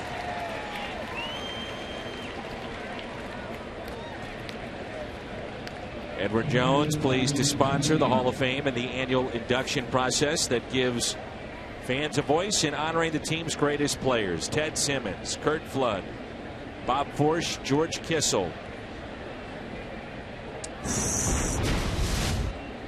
All very well deserving of that honor.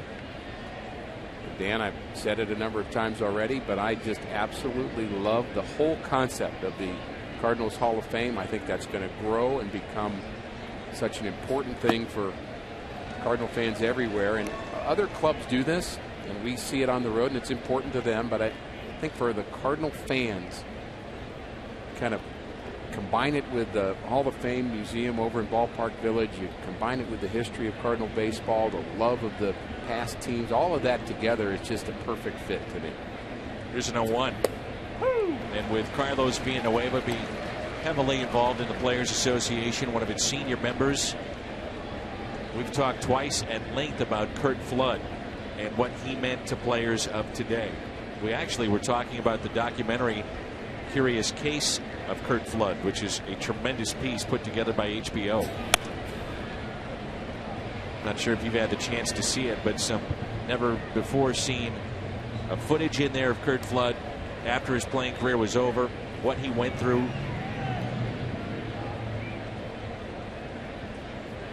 Challenging baseball. Free agency develops. Certainly had his own mind and was an outstanding outfielder. Offensive side, yes, but even a better defender. And on an 0-2 pitch, a base hit to left as that drops in front of Holiday. Curt Flood, roommates with the Bob Gibson for years. Those two are very, very close. 17 hits last night, 9 hits already for the Tigers this afternoon.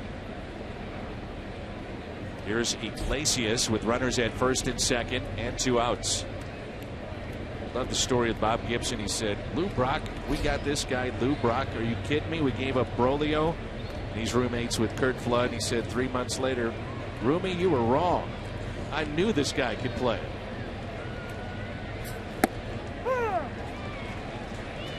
Found out he could play. You've got to have a special relationship with Bob Gibson to tell him he's wrong.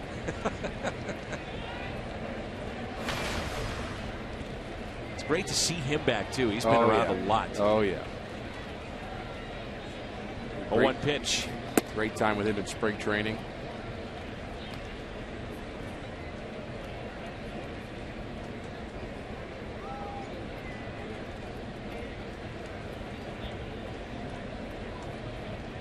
He's not on the franchise 4. There's something wrong.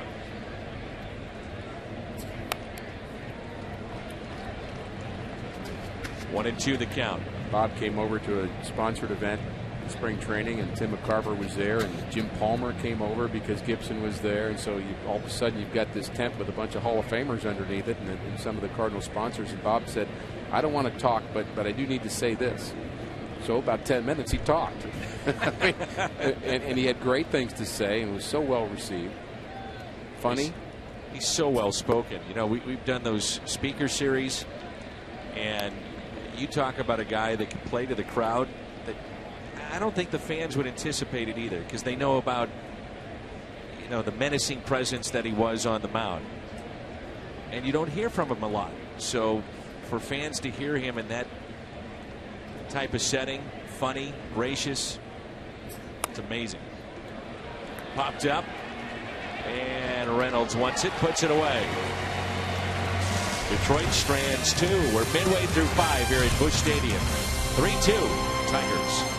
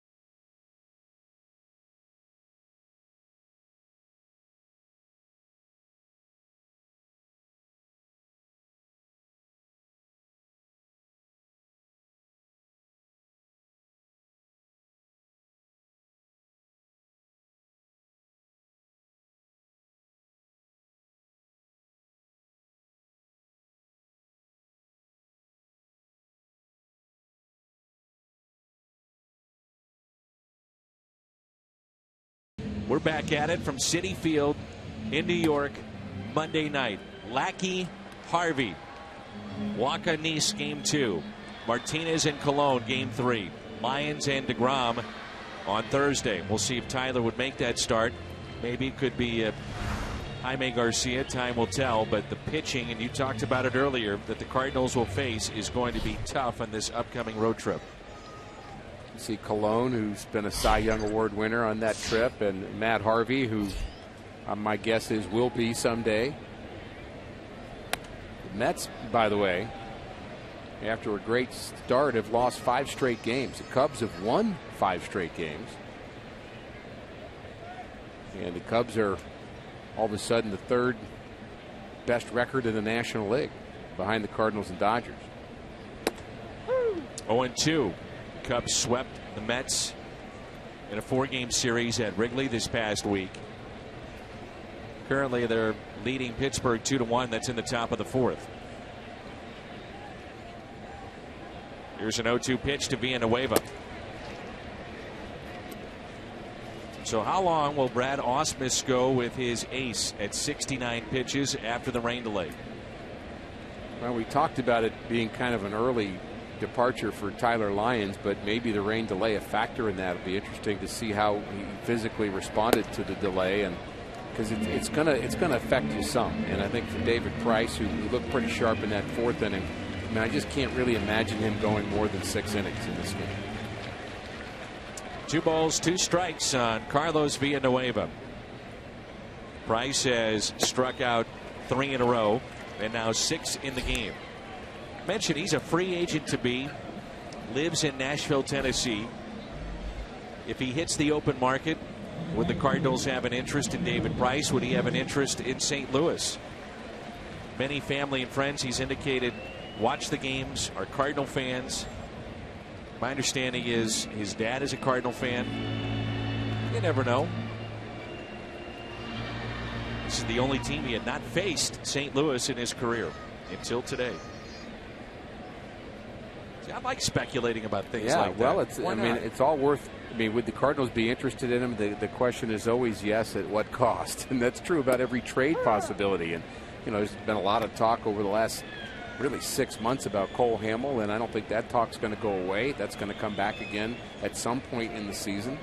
What are the Phillies going to do with him, and are the Cardinals interested, and who else may be? And the question always is interested, yes, at what cost? I mean, if you're going to say, okay, we can get Cole Hamels, but we have to give up Wong, Martinez, Reyes, and Carpenter, I mean, the answer is no.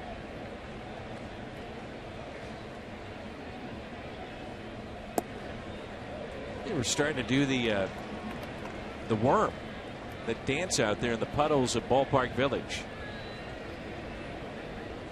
2 balls and a strike on Randall Grichuk.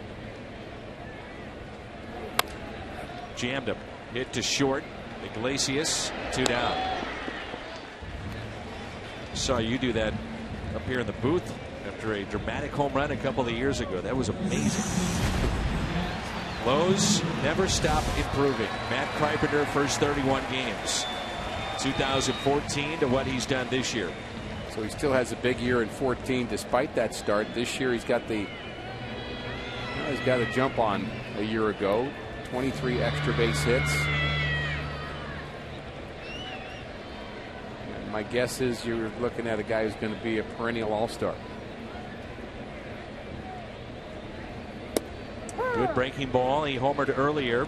Solo shot to right and struck out in the 2nd. Yeah.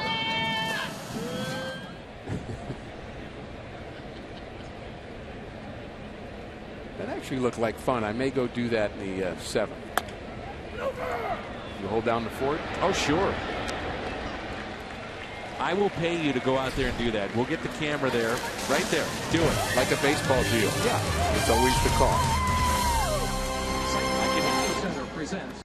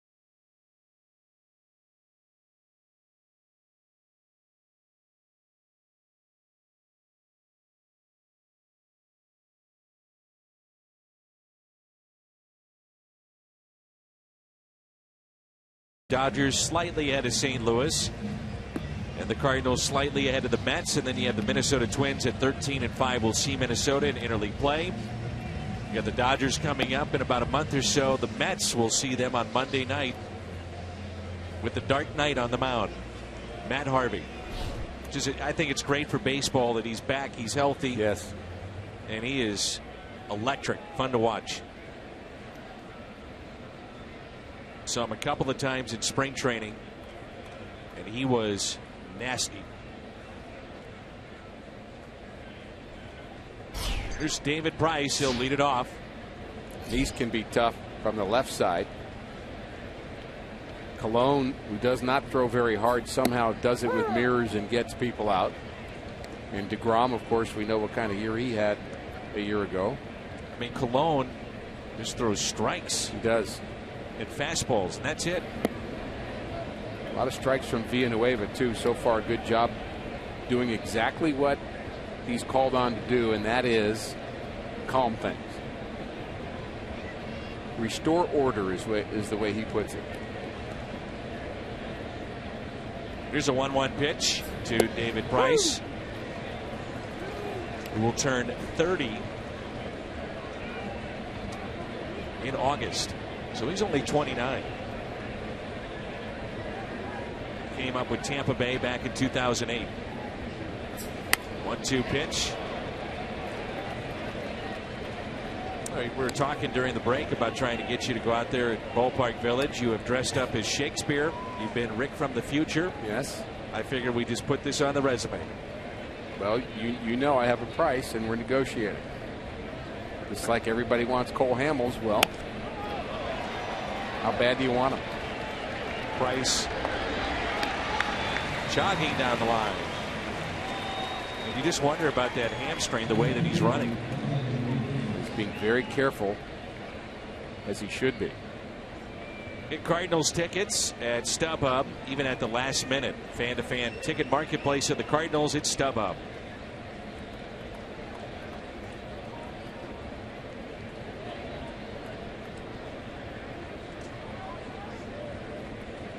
Rajat Davis, fourth time he's been to the plate.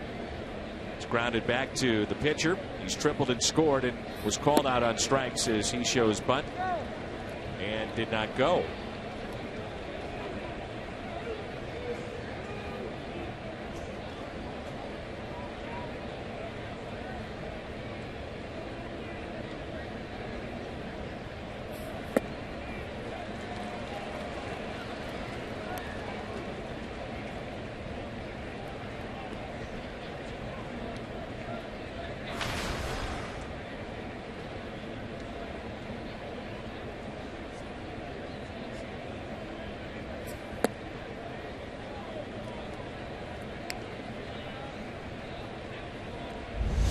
Even when Villanueva misses, he does not miss by much. Right around the plate. 2-2.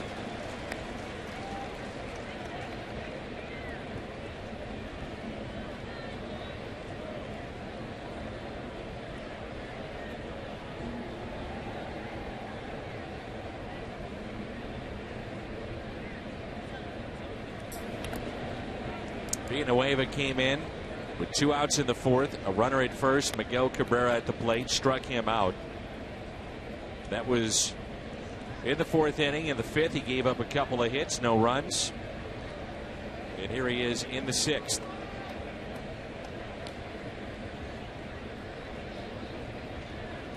Three-two pitch and a walk. The first walk allowed. Like it might have been up in the strike zone, but close. And it was more than close. It should have been strike 3. Remember in the previous at bat with Davis, similar pitch, he argued. He was screaming at the home plate umpire. This time, call goes his way.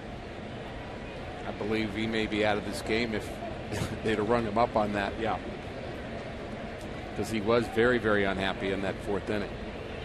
But good speed back on the bases, 8 for 9 and stolen bases. Will they test Yadier Molina? Kinsler had a stolen base in the 4th inning, but that was 100% off of Villanueva. Against Molina this year, he's caught 5 in 13 attempts against him. Short lead at first by Davis. Yeah, you think about it, there's got to be so much that goes right in that play. Your pitcher has to hold the runner on, somewhat quick to the plate. Is it a breaking ball? Is it a fastball to the plate? The jump of the runner.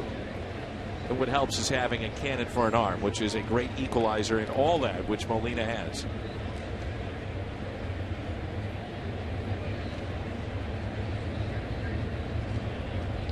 They've really broken it down in recent years.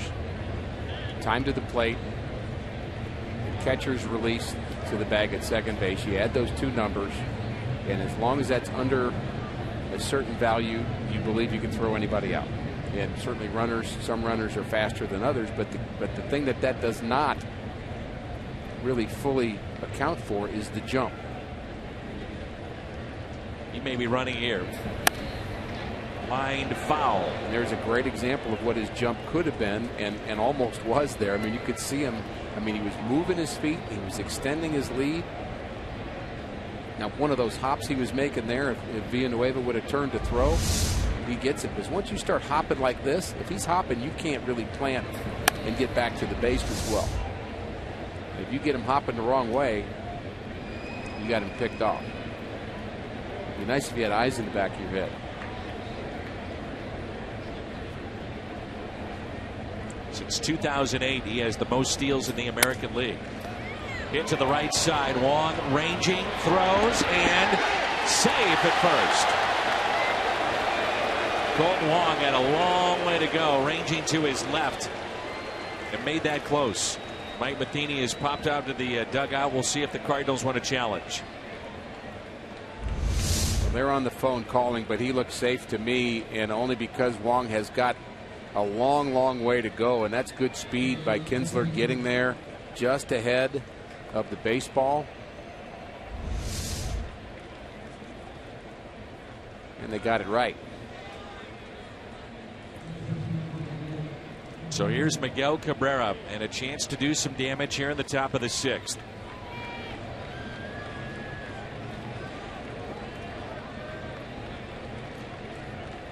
He is homered, grounded out, and struck out.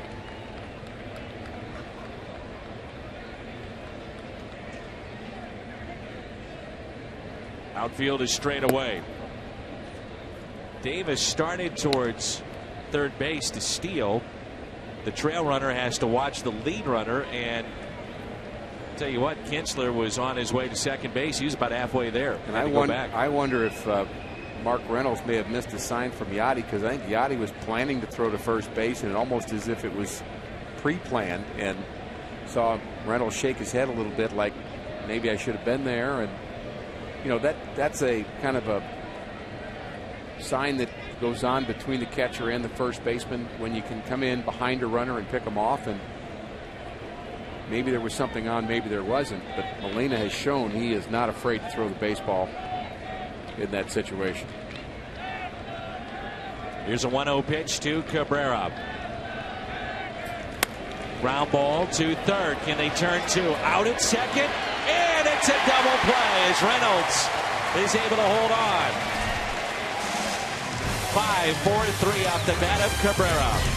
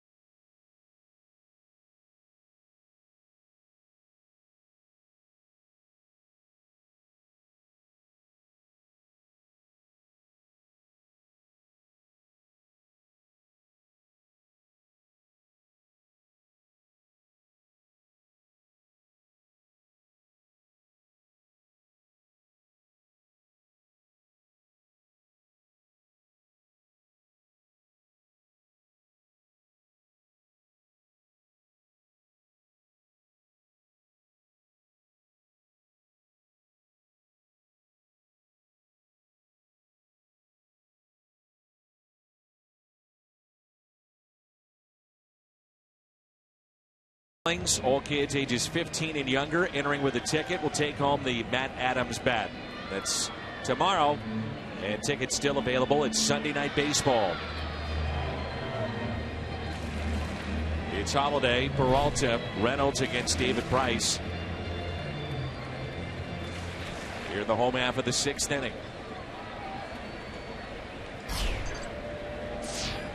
Holiday is walked and grounded out.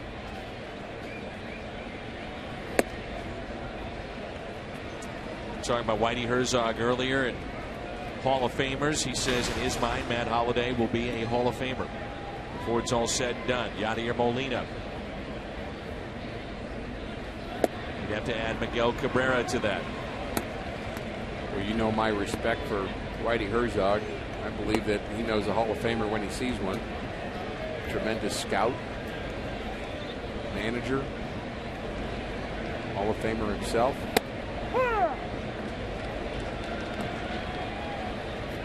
I think one of the things you expect with Holiday, just by virtue of the way he works out and takes care of himself, and yeah, there are times where he has a bad back, but he is just a physical specimen, and I think he's going to work. My sense is he's going to work hard enough to play this game 2 or 3 years longer than most would. I think it would shock you to see him still be a serviceable major league player at the age of 39, 40. Agreed. 3-2.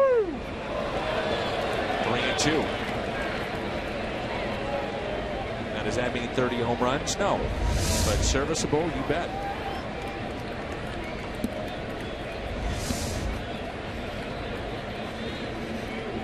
(3-2). Grounded to short.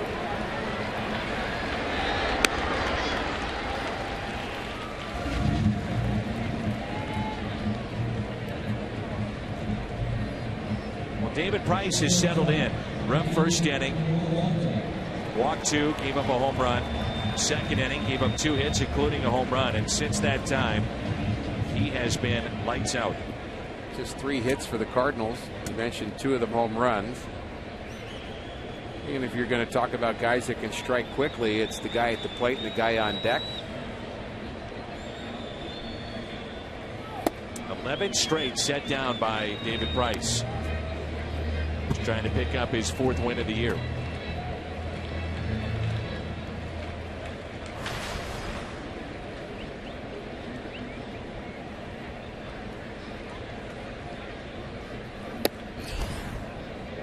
You mentioned the postseason games that Mike Matheny has already managed in.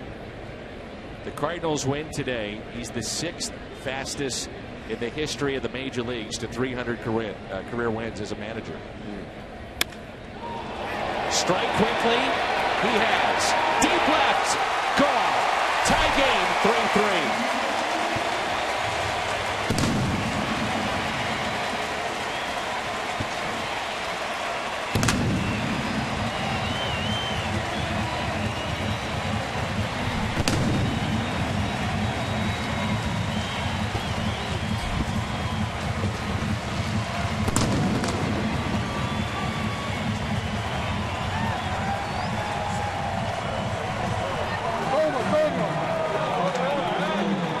Number 6 for Johnny Peralta, and we've seen some home run derby in this series.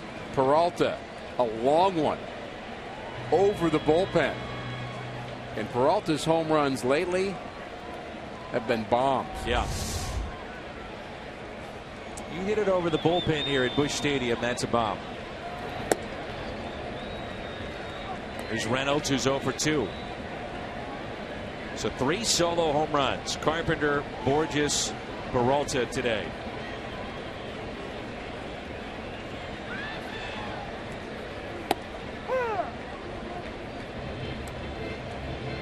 David Price had given up 3 all year coming into this start.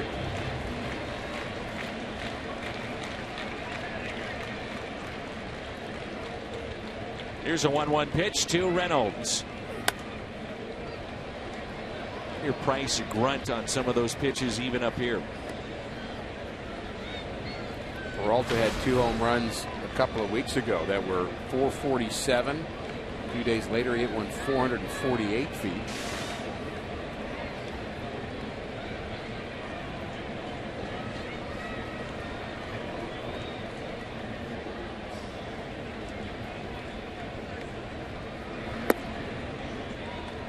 2 balls, 2 strikes. Last 3 hits for Peralta against Detroit, home runs. David Price at 90 pitches, and you wonder if this is going to be it for him. That Peralta home run measured at 426 feet. The 2-2. Reynolds strikes out 7 today.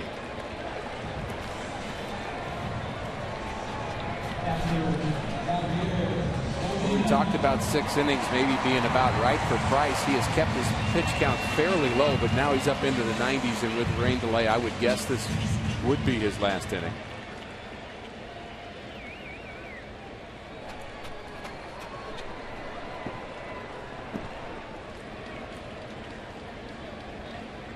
Molina is 0 for 2.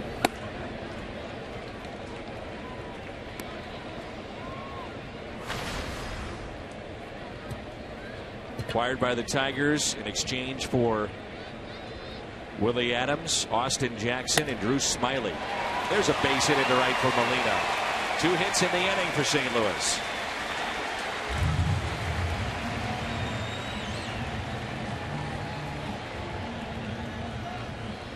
Classic Yadier Molina. Off the plate away, taking it away.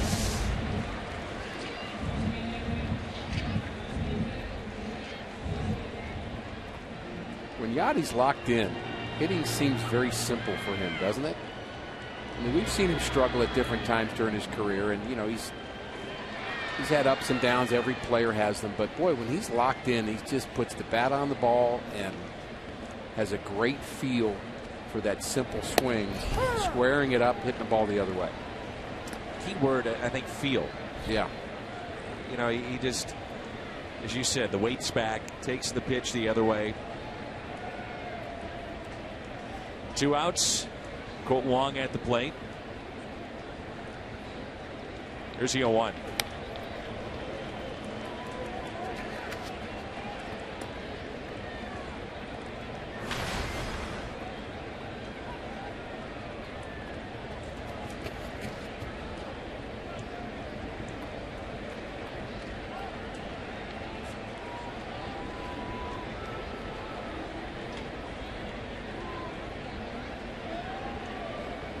Here's the 0-2. Wong is lined out to second, struck out looking back in the 4th. Notice Yadi's been having quite the conversation with Cabrera at first base. They're just having a good time together. It makes me think of being in winter ball when a player from the U.S. gets on first base and there's an American first baseman there. They would be chatting too because you're just not able to speak your language very often. I'm sure they're speaking Spanish there. Catching up. Strikeout number 8 for David Price, but another home run for St. Louis. Home runs today by Carpenter, Borges, and moments ago, Johnny Peralta. Number 6. We're tied up 3-3 after 6.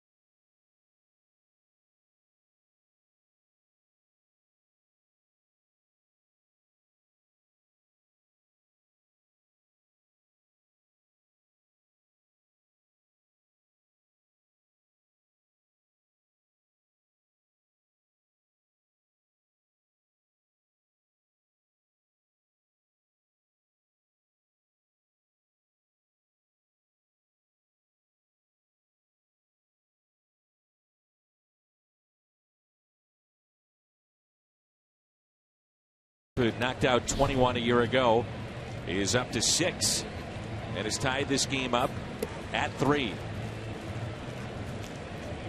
Be interesting to see how both teams want to play this late innings.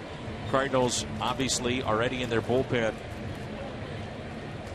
You see his numbers in relief when pitching 2 or more innings. Pretty impressive. 16-2, 1.92 ERA. The flip side, Detroit does not have anybody getting loose yet in their pen. Surprised at that. There's some movement down there, but nobody throwing yet. Villanueva really in his sweet spot in a game like this. JD Martinez leads it off and looks at a ball in the dirt. Underway here in the 7th. Martinez has singled an infield hit in the first inning. He walked in the 3rd and grounded out to short.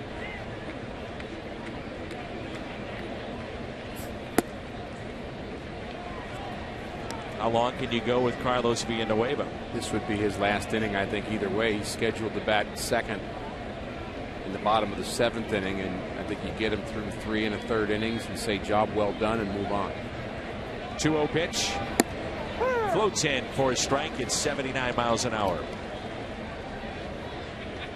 You know, there are guys that we talk about that create pitches as they go along. Yeah. Sometimes I think that's what he's doing. We talked about the kind of the smoke and mirrors. That's a 2-0 pitch. 79 miles an hour, middle of the plate up. That can't be the plan, but it works. The fly ball lifted out to deep left field. Holiday back on the track and just enough room.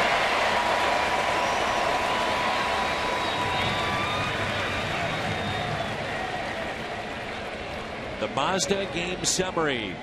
As Tyler Lyons made this start for the Cardinals, he went 3 2/3. David Price still in this game. 3 solo home runs for the Cardinals to account for their 3 runs and a historic home run by Miguel Cabrera, number 400 in his career. Mazda game summary, and it brings in Cespedes. Which, now that we've gone through the 5th inning, is official.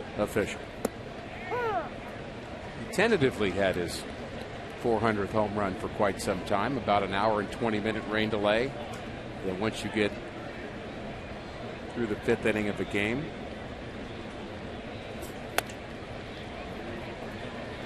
Glove by Carpenter and safe at first. And again, Mike Matheny hops out of the dugout. Well, you like the way these Tigers run. So many making that play tough at first base. Just a little bit of a trouble in the transfer. Not much, but he is safe. Tigers run down the line hard. Good stretch by Reynolds. Another good call by Larry Vanover.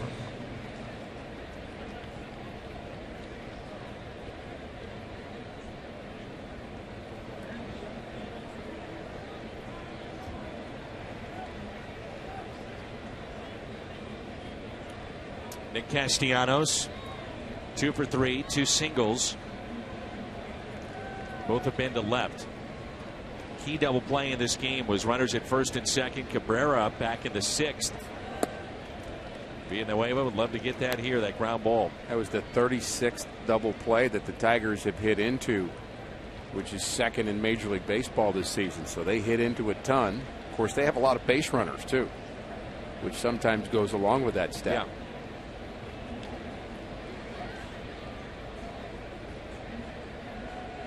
Third infield hit for Detroit today. The other thing that comes to mind is guys in the middle of the lineup that hit the ball hard, kind of the Holiday syndrome, if you will. Hits into a lot of double plays. Right. Hits the ball hard. That's part of it too. Exactly.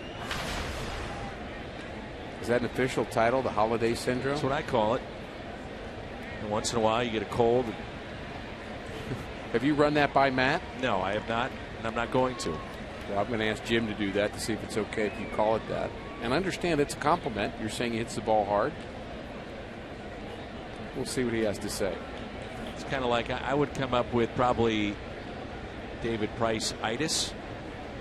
Wouldn't want to face him. Wait a minute, let me get WebMD up. It's not officially in there, but I'm working on it. 7th sellout this year. 45,313 today. 4-5-3-1-3. 7th sold out crowd at Busch Stadium as Castellanos didn't like that call, and it's now 1-2. Is this a strike or not?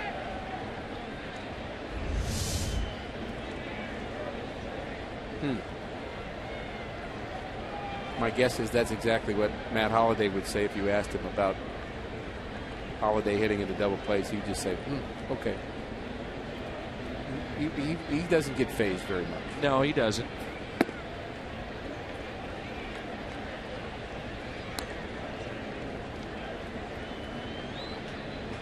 Goes through an awful lot of seeds throughout the summer, too.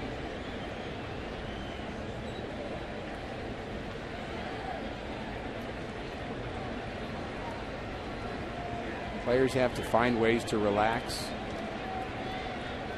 in the midst of a lot of hours at the ballpark and then focus and concentrate right now. Swung on and missed. A strikeout for Villanueva. His second.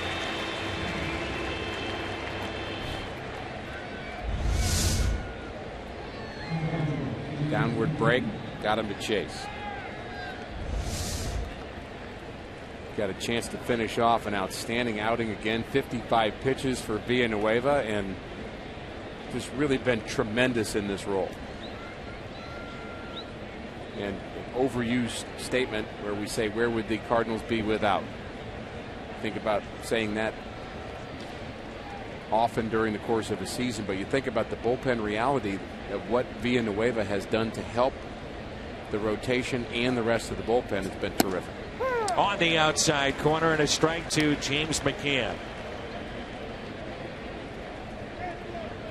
Warming up in the pen, a right-hander, Angel Nesbitt, for the Tigers, and we saw him pitch last night.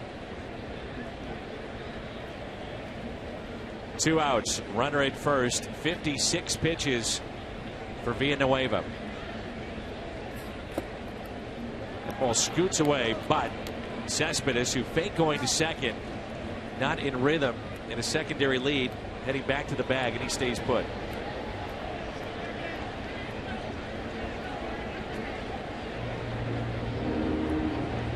Just wonder if we'll see David Price in the bottom of the 7th. The Cardinals, by the way, will have Borges, Villanueva, and Grichuk due up. He has the look what he was just doing there with his sleeve of a pitcher that maybe got some heat on his arm, maybe changed his shirt, maybe stretched a bit, maybe wants another inning. We wondered whether he would be done at 6, but he doesn't look like a guy that's out of this game, and you can kind of tell because nobody's talking to him.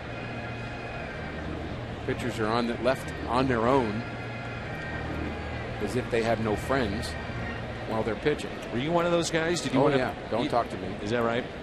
I feel that way. I feel that way sometimes with you right now. I was going to say, I wish you were scheduled to pitch every day. Beat you to it.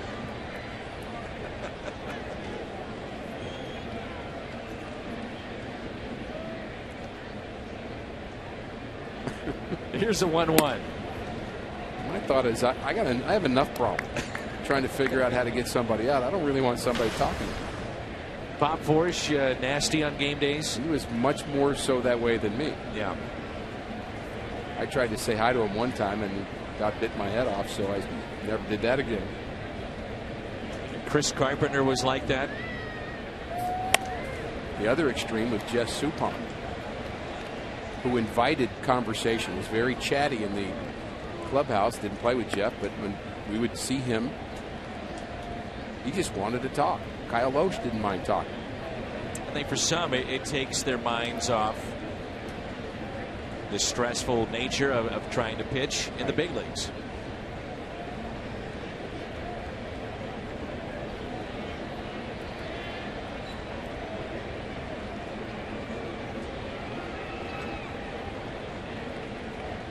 Two and two on James McCann with 2 outs and a runner at first. Outfield is straight away. Runner goes. That's Cespedes. Molina guns him out, and the tag there by Wong. A strike to second base from Yadier Molina. The quick tag there by Colton Wong.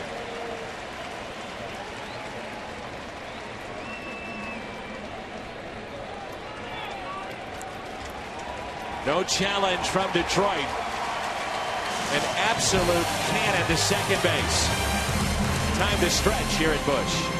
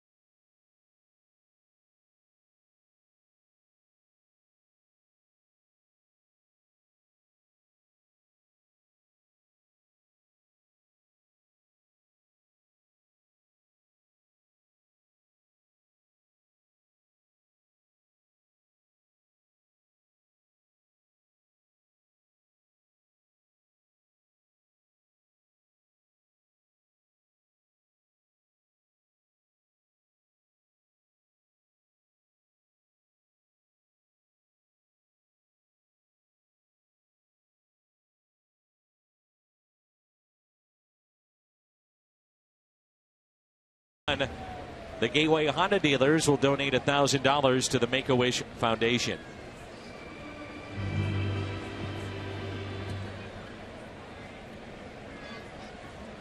Peter Borges is homered today. That was back in the second. He was called out on strikes. David Price back out there. And strike one. I was surprised when Tyler Lyons came out, and I'm surprised that David Price is staying in. Over 90 pitches, close to 100. Hour, 20-minute rain delay. Kind of in the middle of that, which I think accounts for something, is an add-on of some number of pitches, which is very subjective. But the other side of that is he's your guy. 1-2 the count. Jason Hayward has moved to the on-deck circle. He'll pinch hit for Villanueva. Can't say enough about what Carlos has done here in St. Louis.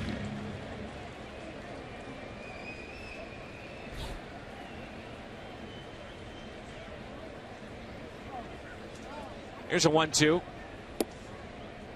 One of the big stories today around baseball happened here in St. Louis. If you just joined us, Miguel Cabrera with career home run number 400 off of Tyler Lyons back in the first inning.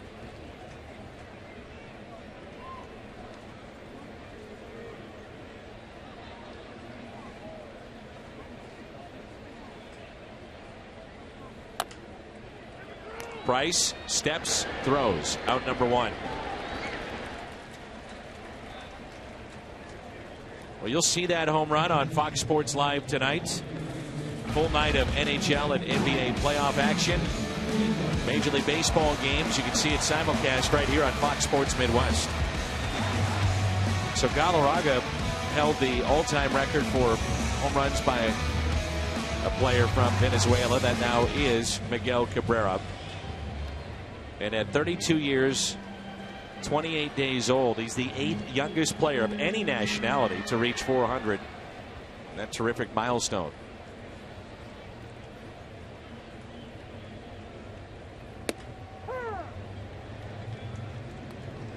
Certainly no issue with David Price looking like he's lost anything on his fastball. That last one, zip on it at 93. Hayward 2 for 6 in his career against this left-hander. Hayward jumps on this pitch. Right field line. And that ball is foul. The home run last night off a lefty, and that had the distance certainly, and now it's no balls and 2 strikes. So close. Say weight back 1/100th of a second longer, and this ball's fair. Martinez with the lean. Wonder if he knows who Carlton Fisk is. Here's an 0-2. Hits it the other way, and a fair ball. Hayward on his way to second base with a double. That ball touched by a fan. Nice piece of hitting there by Jason Hayward. And the go-ahead run in scoring position. Well, he tried one line deep, and then he tries the other one in the infield and gets it just inside that bag. Nice at bat, good approach, fair ball. Not sure this was touched or not by a fan.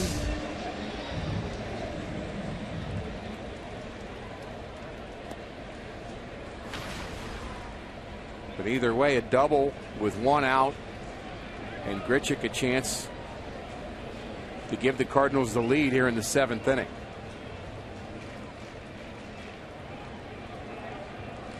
Price at 105 pitches. Grichuk, a base hit back in the 2nd, and it's returned to the big leagues. If he's not your best horse, you don't leave him out there for the 7th inning. But that he's David Price, guy that has earned the chance. Maybe even they even ask him, what do you think about it? I feel good. I'm fine. The rain delay didn't bother me. My hamstring's good. This is my game, which you might let Adam Wainwright say something like that to you, but probably nobody else. First pitch to Grichuk.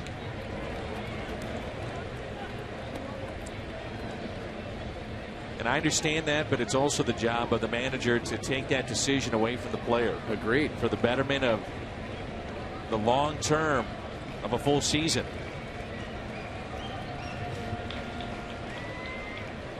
Shadows are a factor here at Busch Stadium. 0-1. Almost to the backstop.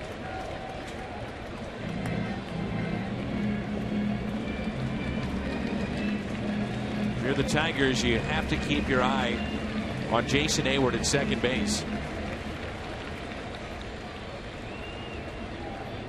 They're trying to do that with Ian Kinsler, second baseman, keeping him close. Big gap in left center. And the 1-1. Hard to imagine Price staying in longer than Matt Carpenter no matter what happens. The lefty on lefty, I would think that he would come out when you get to Matt Holliday, although again it's your best, their best. But a right-hander is ready, so my guess at the end of that you throw it all in a pile and Carpenter would be his last batter either way.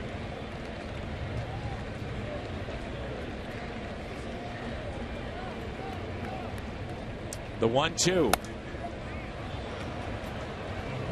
We've seen a good arm in right field from J.D. Martinez. We've seen an amazing arm in left field from Cespedes. Again, we're talking about the speed of Jason Hayward, who's shown he runs the bases well. We might have some fun at home plate in this inning.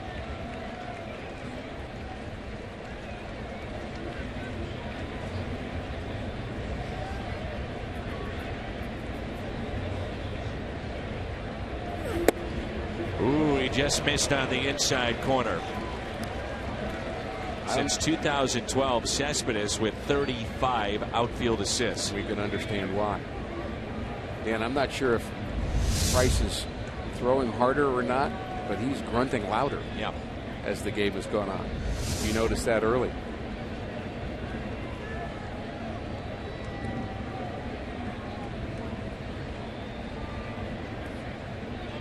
The 2-2. Grichuk unloads. Left center. Well hit, and this ball is off the wall.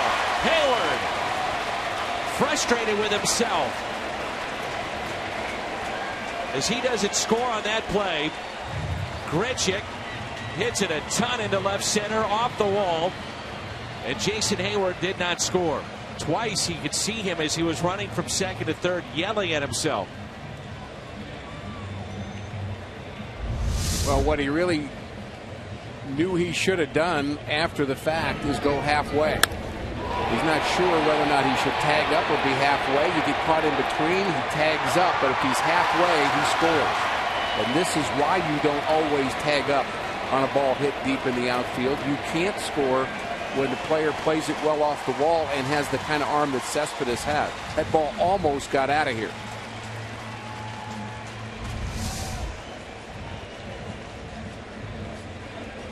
So Brad Ausmus, the slow walk. David Price in 111 pitches. He threw 2 pitches to Randal Grichuk back in the first inning. Then the rain hit.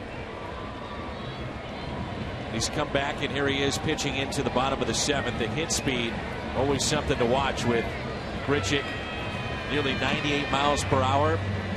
And interesting here, they're saying, look, it's in your hands, but I also agree with what you were saying, Rick, is that you've got the lefty-lefty matchup, and then after that, yeah, we'll see. Highest average, the 7th or later, money players. Iglesias on that list for Detroit, but also Matt Carpenter at 417. We've seen that already in this series, and boy, is he the guy you want at the plate right now. A solo home run back in the first. He struck out and also grounded out. They've got Price on the ropes at 111 pitches. Tie game 3-3.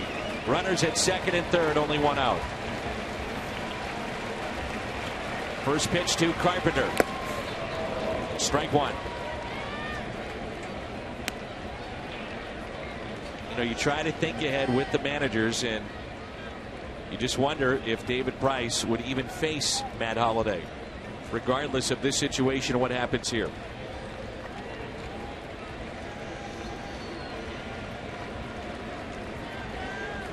Terrific numbers with runners in scoring position for the 2-time All-Star.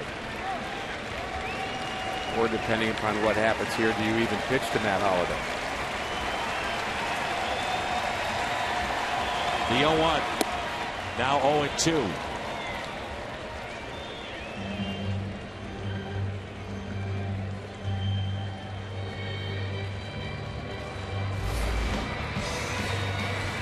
AT&T Uverse Rewind.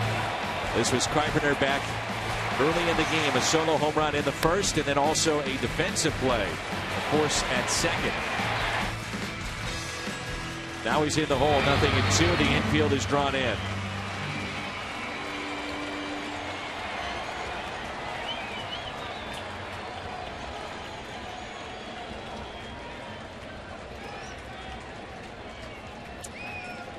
Grichuk at second base. Hayward the runner at third.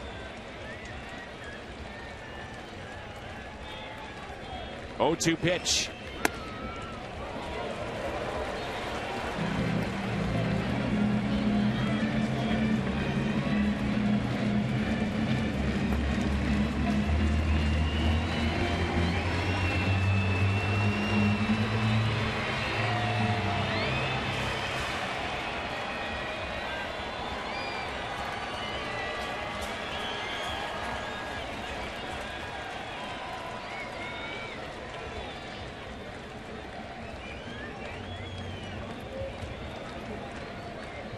Long look by Price. Now he's set.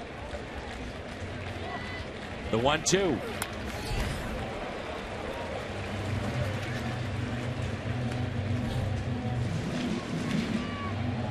Love this battle right here. Your best, our best, tie game, late innings. Kind of what you hope for when you buy a ticket to a ball game, isn't it? It's been a fun game. This crowd, 45,000 plus, ready to explode.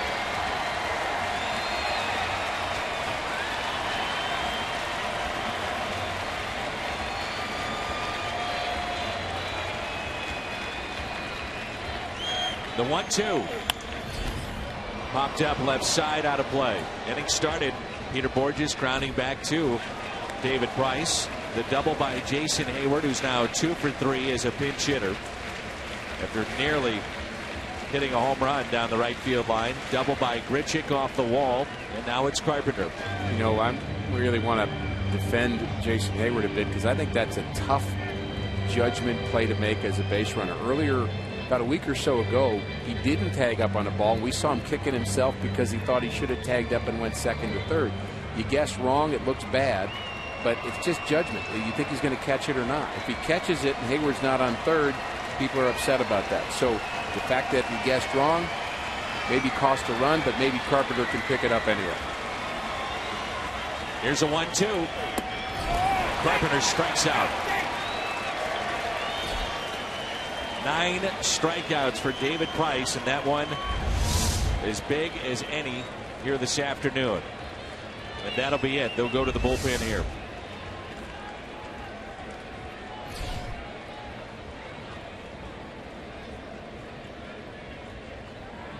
It's a gutsy performance from your ace.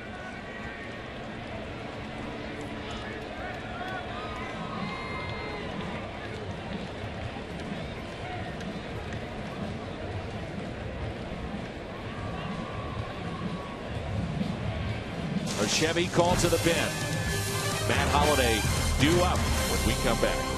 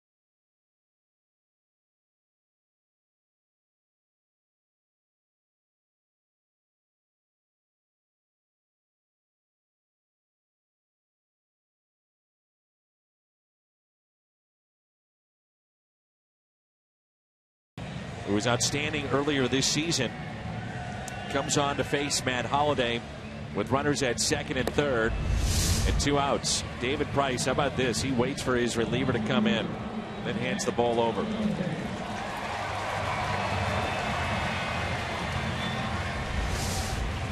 Chevy called to the pen. Nesbitt, his first 11 games, he went 11 1/3 and gave up a total of 4 runs. His last 3 games, he's given up 3 runs, all earned. First base is open. Got Johnny Peralta on deck, who hit a home run his last time. I think they're going to go ahead and pitch to Matt Holliday, but he's got a little breathing room. First pitch to Holliday is taken for a ball. Matt has walked. That was in the first. He's grounded to second. Also grounded out to short. Cardinals have hit 3 home runs today. Carpenter, Borges, and Peralta. Go-ahead runs are at second and third. The 1-0 pitch.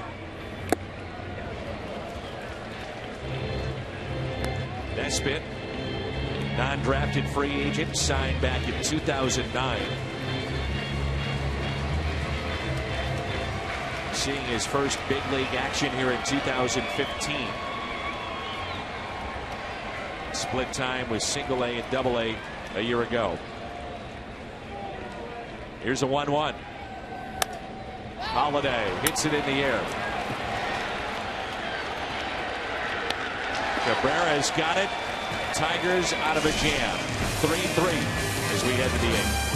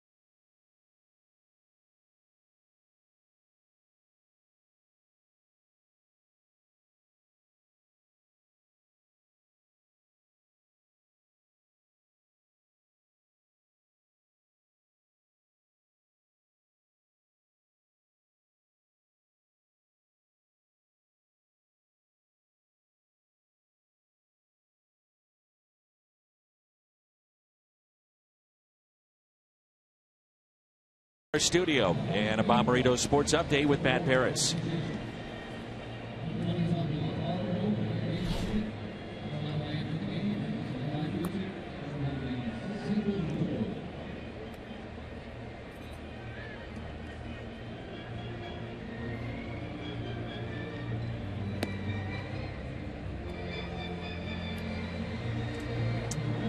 Kevin Siegrist, our Chevy call to the pen, and he has been terrific. 16 2/3 and an ERA just over 1.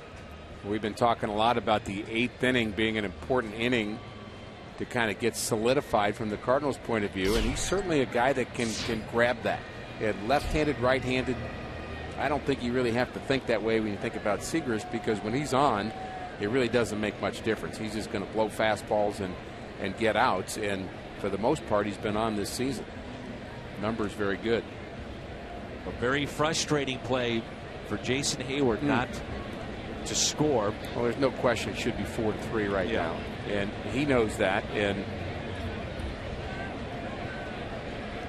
my best guess is he just read it wrong and thought Cespedes was going to make that catch. I actually thought the ball was going to get out of here, the way Grichuk hit it. If he's tagging up, though, so you tag up and you get to third with 2 outs. I agreed. Doesn't do you much good. Exactly. So here's an 0-1 pitch to McCann. What has been a very cloudy and overcast day. Now you see the sunshine, the shadows a factor. The pitch arsenal for Hyundai pitch arsenal for Siegrist.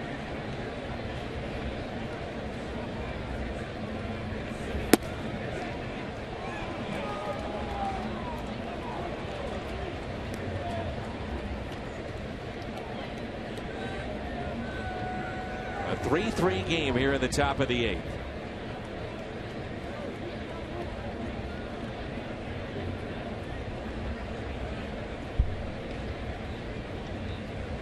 A 2-1 pitch. A high fly ball, left field, off the bat of McCann. And Holiday puts it away for out number 1. You know, I like the way this kid swings the bat. I mean, that ball was in on him, had a little hop to it. He still was able to get his hands inside that ball, and he very nearly got a hold of that pitch. Be a good example of when you hear a batter, a hitter say, "I just missed it." Yeah, oh yeah, I would that say was it. I would say that's going on right there. Conversation probably in their dugout. Here's Jose Iglesias, and the pitcher spot is due up next. Iglesias hitless in 3 plate appearances. Rick, are we getting back to seeing the velocity of Siegrist, that pitch at 94? I mean, it's hard to argue with his numbers. They've been very good. We didn't see 94 very much at all a year ago when he was dealing with his forearm issues, and he was more around 91. And there's a big difference. More than just 3 miles an hour. It's what a hitter's able to do. Shallow right. Catch made by Randall Grichuk for out number 2. I think he's 98% of the way back. Love the drink run with any size, any flavor McCafe shake for just $1.99. Only at McDonald's.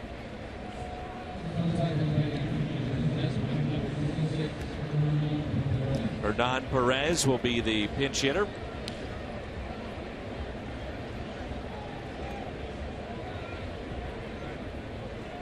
Can't say enough about the job of Villanueva again. 3 1/3, 4 hits, 2 strikeouts, 1 walk, no runs. And when he came into the game, there was a runner at first and Cabrera at the plate, struck him out. Later, he got Cabrera to hit into a double play to end the 6th inning.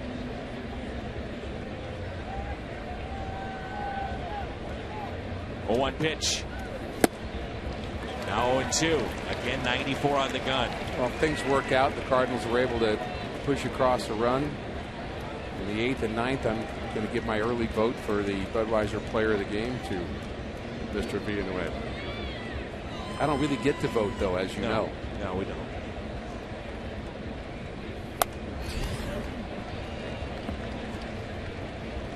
A lot of people that ask us, why do you give the Player of the Game early? Every night I get that question. It's a sport of superstitions and jinxes, as you well know. Oh boy. The reason why is it is a sponsored element, so we get that in before the 3rd and final out of that 9th inning. There's your answer. 0-2 on Hernan Perez. Looking ahead to the bottom of the 8th inning. Cardinals have Peralta, Reynolds, then Molina.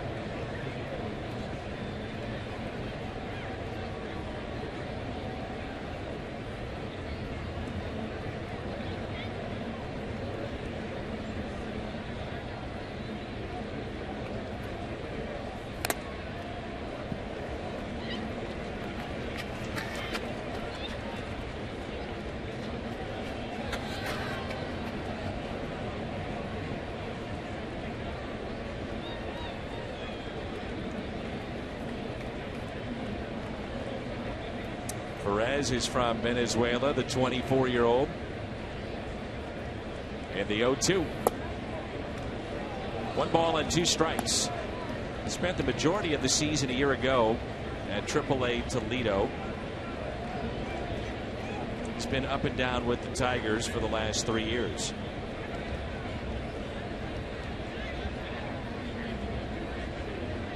One-two pitch to Perez.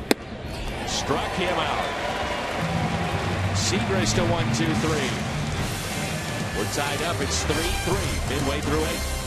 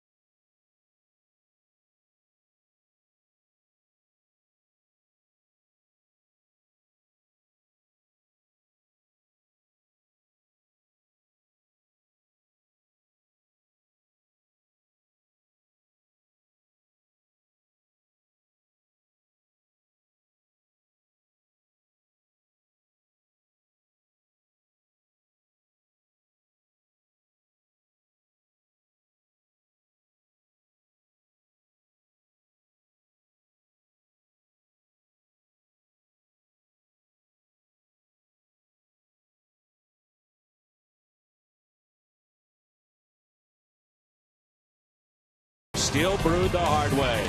This Bud's for you.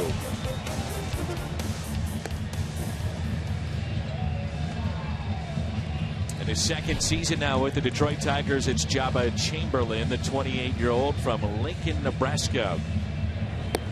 Debuted with the Yankees back in 2007. A Chevy Colt to the pen. We saw him pitch in the ball game last night. A couple of outs last night before things got out of hand in the top of the ninth inning when Detroit picked up 4 more runs against the Cardinals bullpen. We saw a lot of runs last night. In fact, we saw 12 of the 14 runs in the game came from the 7th inning on. So we'll see how the bullpens for both teams react to that. I would expect we'll see Rosenthal in the 9th. Segrist was terrific in his 8th inning, Dan. That last pitch he threw was at 96 miles an hour. Well, that's good to see. So Jabba Chamberlain, after a number of years with the Yankees, second year with Detroit. He was 2-5 a season ago. 41st overall pick back in 2006. And a strike 2. Johnny Peralta. Peralta has walked. He's flied to right and also homered. 1 for 7 off the big righty for the Tigers. Mark Reynolds on deck, and then Yadier Molina.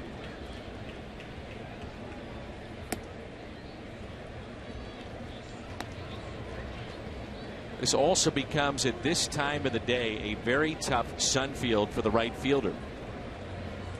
We have those early starts, sometimes around 6 o'clock. Very tough to see for the right fielder. So your first thought would be that would be advantage home team because they would be more used to that, but not a lot of time in right field here for Randal Grichuk.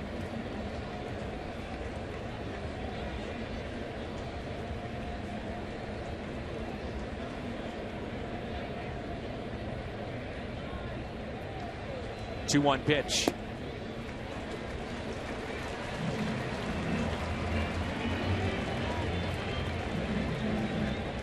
As you mentioned, you're correct. It's Rosenthal getting loose in the pen, so you would have to figure he's got the 9th one way or another. Unless the Cardinals open up a big lead. You're right, and I think the strategy makes sense. If you have the lead, you got your closer out there. If you don't, you're gonna try to win the game with him, and that's what you do when you're at home. And Rosenthal's, I would say, fairly well rested. Has not been overused much the last week or so. I think he would be strong here this afternoon.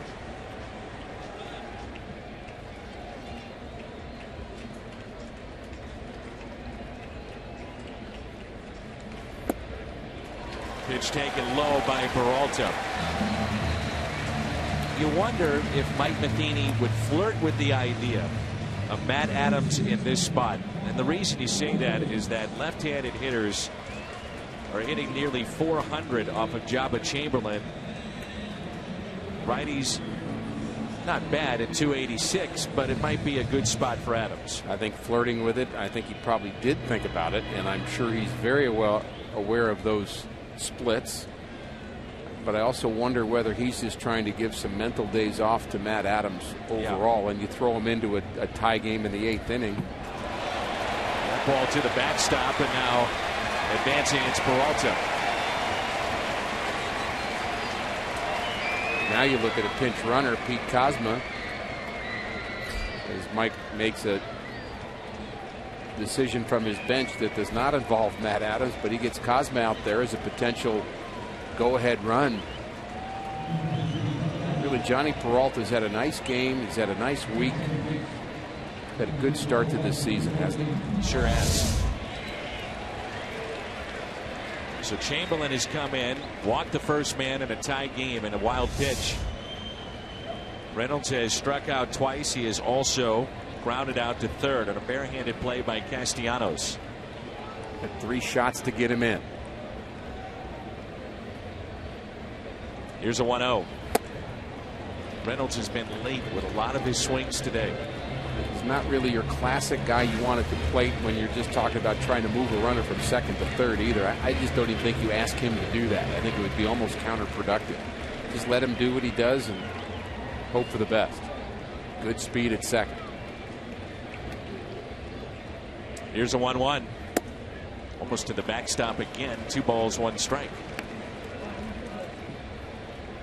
Mentioned it earlier. This has been an entertaining game. A lot of strategy put in this game.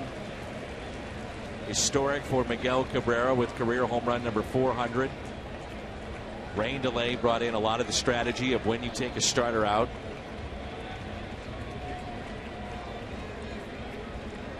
A chance here for Reynolds to put the Cardinals on top. Cosma, the runner at second base, the 2-1. That's in the dirt. 3 balls and a strike.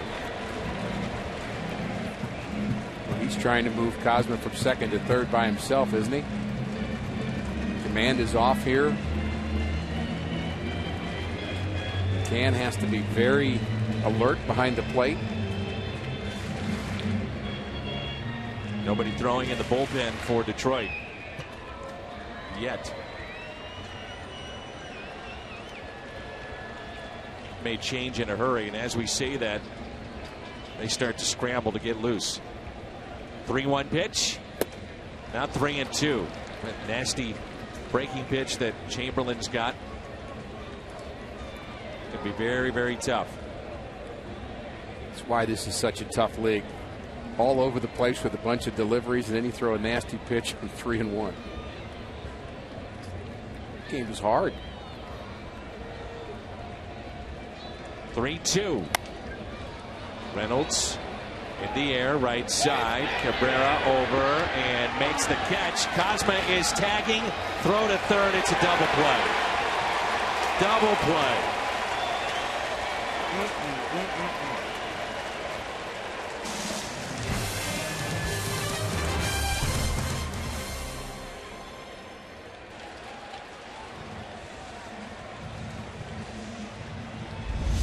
The frustration of an inning ago and Hayward not scoring. There's Cabrera, who does have a good arm. When he was in the outfield, he's played third base, throws a strike over to third. And there's 2 away. It's an outstanding throw. Big time play by Cabrera. And he gets to meet some new friends too while he's at it. And you know, Cosma, you got to tag up on that just in case, but that's 2 innings in a row now that the Cardinals have made mistakes of judgment on the base pass that kept them from the lead in one case and keeping a rally going in another. One an error of maybe omission and then an error of commission on the base pass.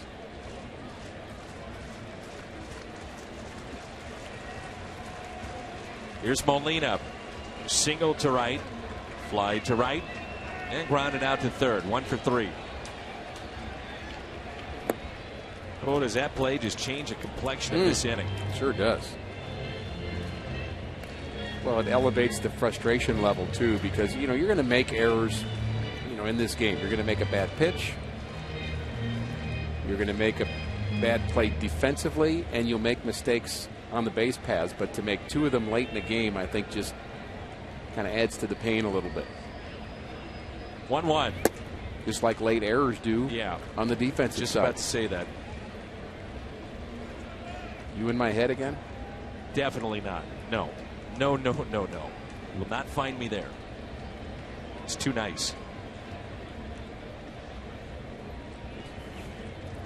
You're actually not invited.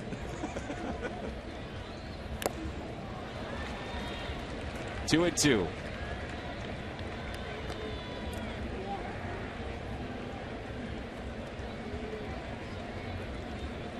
Game like this too, you only get so many chances. And the Cardinals have wasted 2. Really took the air out of the stadium a bit. But Yachty can get it going again. The 2-2. Molina, a single into center field.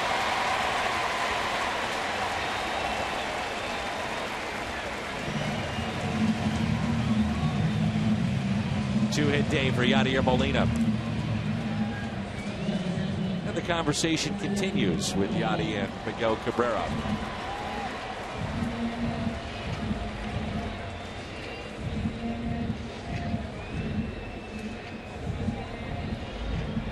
if only scenarios are running through every Cardinal fan's mind right now. If only Pete Kozma would have stayed at second. Are you in my head again? Because I'm thinking that. I'm sure you are. And you're not the only one, Dan. No. Well, Colton Wong, we started our telecast talking about him and some of the dramatic home runs he's had in his young career. What a team does, look at him, 7th inning or later, 367. What a team does is pick up each other. That's what teammates do.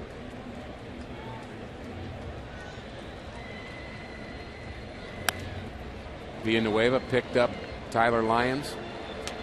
A short start for the Cardinal left-hander. Base running issues would be forgotten if Colton could plug a gap right here.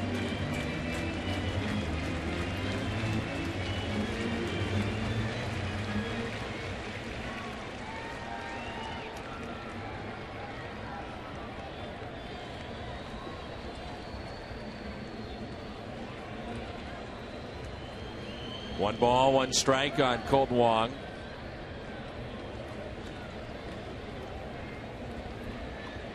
You've also used now Pete Kozma as your shortstop. He'll stay in the game. Cardinals left on the bench with Cruz and Adams, the only available position players for St. Louis. That's the risk that you run late innings doing that. Or Peralta's spot could come up maybe in extra innings and he could win a game for you. The Tigers did that last Sunday with Miguel Cabrera and Raja Davis. You talk about a manager getting some heat. Brad Ausmus heard it. Game eventually got tied again. Davis came up in Cabrera's spot, hit into a double play to end the game. The risky run. 2-1 popped up, out of play. Well, if you're thin-skinned, don't become a manager. And I'm not saying Brad Ausmus is, but that, boy, it just goes with the territory, doesn't it? Be second guessed every day. Oh, my goodness. I mean, it, and players are, and just the way it is. But they are the men in the arena.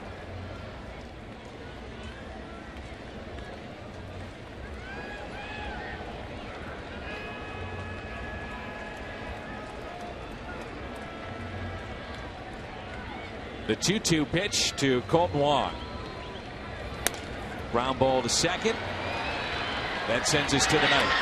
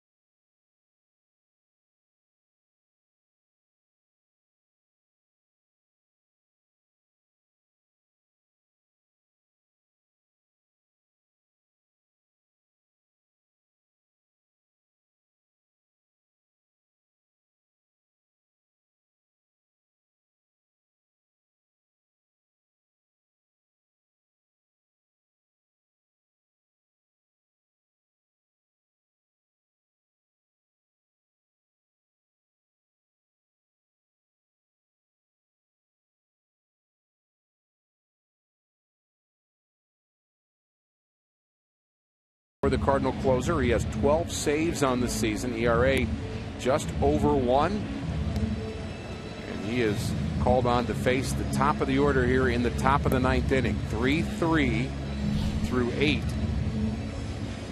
Tigers have out-hit the Cardinals 11-8.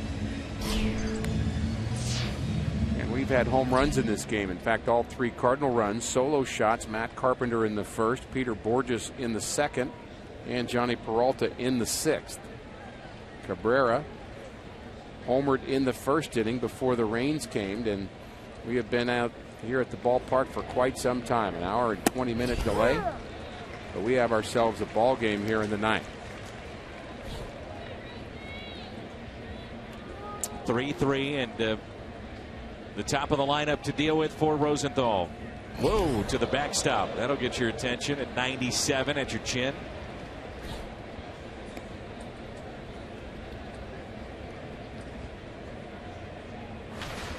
A game thus far, no doubt, missed opportunities for the Cardinals, especially late.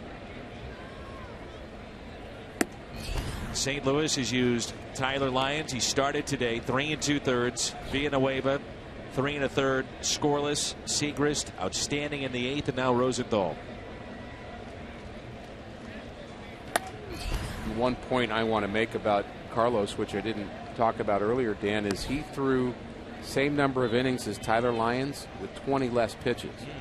And I think that is a great example for the other Cardinal relievers that there are times you just got to get a lot of outs without using up all your bullets.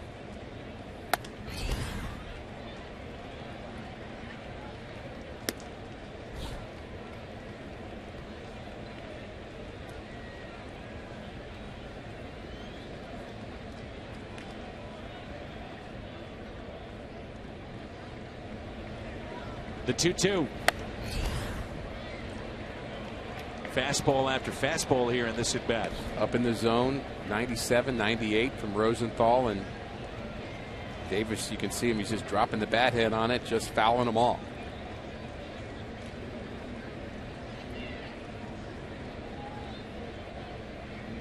Here's a 2-2. In on the hands. Good battle here.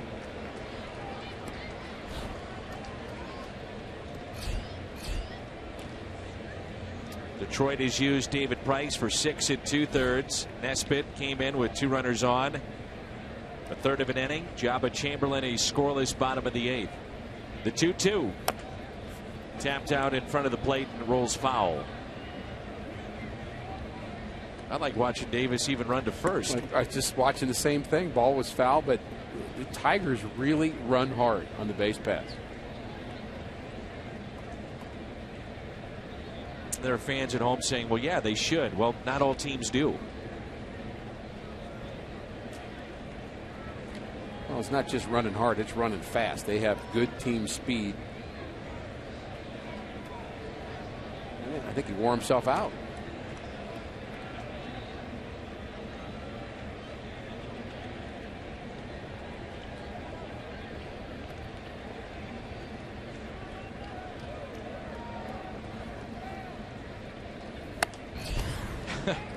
What an at-bat this has turned into. That pitch at 99. A 9-pitch at-bat to start the inning. Sometimes you think about if they would get to Rosenthal in this particular spot. May not be Davis, but the following hitters if they get to him. But it's this at-bat. The changeup popped up left side. And that'll be Kozma makes the play.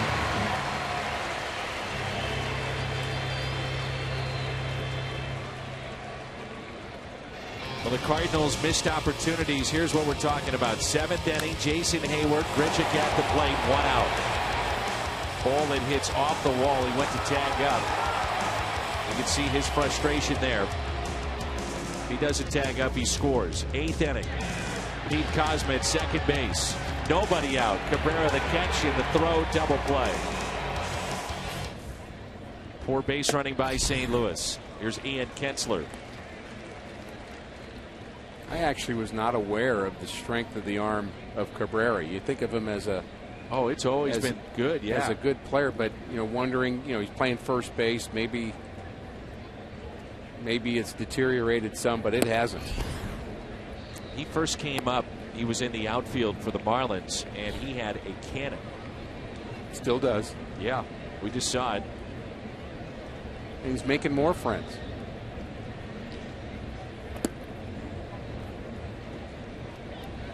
And the idea was to take the wear and tear off his body. And remember, they had added Prince Fielder as well. So after the trade of Fielder, he goes to first base. Well, he's making everybody laugh here, too. I mean, honestly, this is such a cool scene to me. This is not somebody heckling somebody. Oh, you're a bum. I mean, these are people just talking, having fun. I mean, I just love that. 2-1, hit out to center. Borges, 2 down. It's a game and it's entertainment, Dan, and it sounds like and seems like Miguel Cabrera hasn't forgotten that. One of my favorite scenes in the last 2 years, Jose Fernandez, spring training, finished pitching and signed autographs no less than an hour with the fans.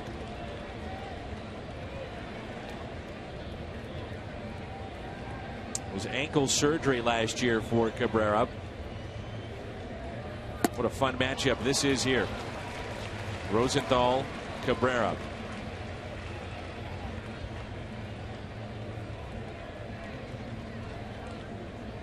Home run number 400 on a 3-2 pitch back in the first.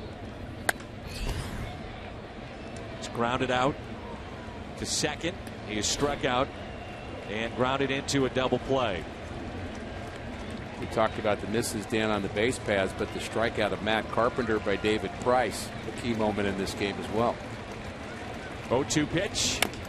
Chopped off the plate and foul. And at that point in time in the game, Rick, for those that have just joined us, it was runners at second and third, only one out. And David Price, you know, you say on fumes, but he was still throwing hard. He's at the end of his journey, let's put it that way. And Matt Carpenter, the exact guy you want at the plate at that time. Just didn't work out. 0-2. Something you pointed out is here's a power hitter with a short stroke, but even with 2 strikes, how he shortens it up even more so. He's not just a power hitter, he's a good hitter. This time Rosenthal gets the best of him. Good work by Trevor. Cardinals a chance to walk it off when we come back.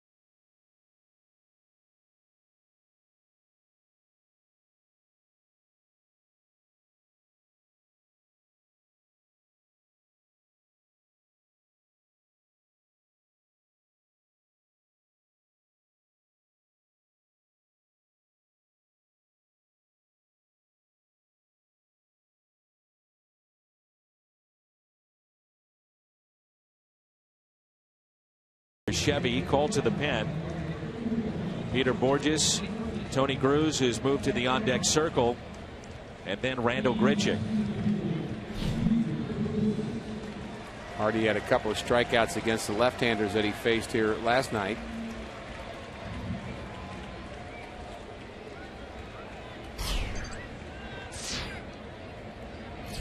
The corners are in. The first pitch to Borges. Pulled foul. He was signed by the Tigers back in 2013 as a minor league free agent. He's from Seattle, Washington, the 28-year-old Blaine Hardy. Saw his first big league action a year ago. 1 ball, 1 strike. Borges 1 for 3 with that home run. Well, Tony Cruz, if we see him hit, the only position player left will be Adams.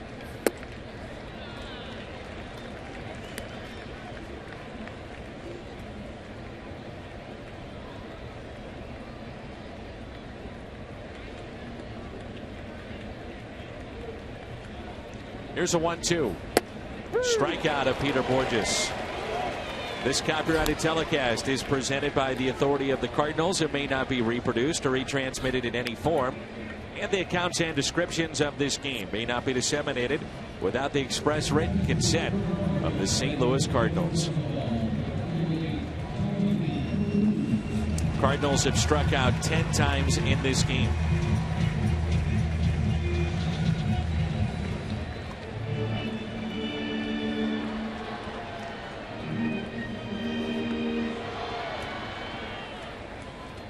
Highlighted what Carlos Villanueva has meant to this effort here this afternoon. But boy, you got to love Segrist and Rosenthal in the 8th and the 9th. You mentioned it, but both of them about as sharp as they could be, velocity wise, command wise.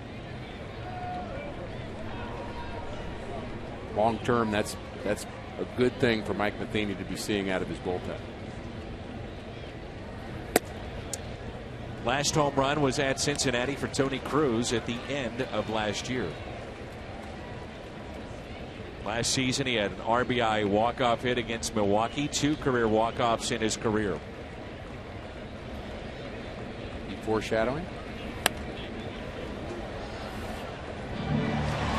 I called the wait a minute, you passing me another note? You're not gonna lure me in again.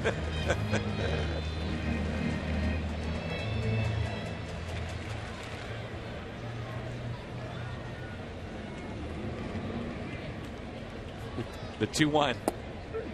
Now 2-2. Randall Grichuk on deck.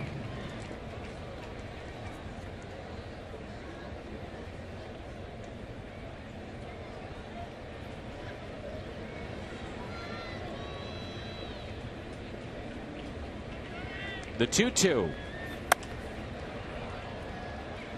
More and more with a short bench, we're seeing Mike Matheny use Tony Cruz in these spots.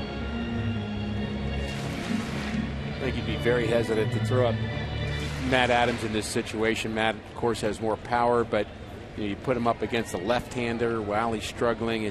I don't think it makes sense. Yeah. I think he's trying to get him that rest, so I think he's almost forced to do that right here. Off the end of the bat, and that's going to roll foul. I mean, Cabrera does the right thing because it's spinning. Looks like they actually had maybe one of the seams actually came off that baseball because it was hit right off the end of the bat of Cruz, and as it's spinning sideways, he wanted to make sure that ball didn't go fair. And I believe that ball did get cut. Oh, sure. Boy, I didn't know what to do with that. You'd love that. Oh, keep that ball in the game. Right. You could make that dance. Great camera work there. The 2-2. Popped up to the right side, and this ball will drop. You know, sometimes you see a ball spinning like that, hits the lip of the grass. It just needs something to change its direction, and it goes fair. So Cruz has a life after the foul ball. 2-2 the count. There's the spin. If it would have hit the lip maybe 5 feet before that, it may have come fair. And there's that little cut again. Love that look. It'd make you a little dizzy though staring at that, wouldn't it?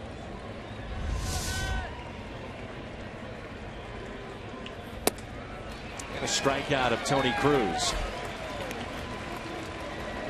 So Hardy has come in and struck out 2. You watch that for a while, it'll take you back to your days in Virginia. It would.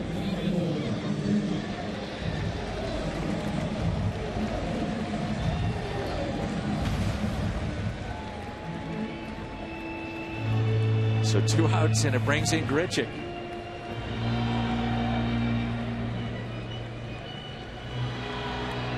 That's where I studied at Virginia, right, the physics of why a curveball curves, which is the Magnus effect, which you know all about. You and I have talked about that so much and studied it together. That's why I brought it up. The low pressure system on one side of the ball, and the spin creates all right, that. Let's cut his mic. That's enough. I actually took a physics lab for extra credit on the Magnus effect of why a curveball curves. Now I'm serious. Let's cut his mic. For extra credit, what? I needed it, let's just say. You kidding me? No. The absolute truth. 3-0 on Randall Grichuk. Turn him loose. He can end it with 1 swing.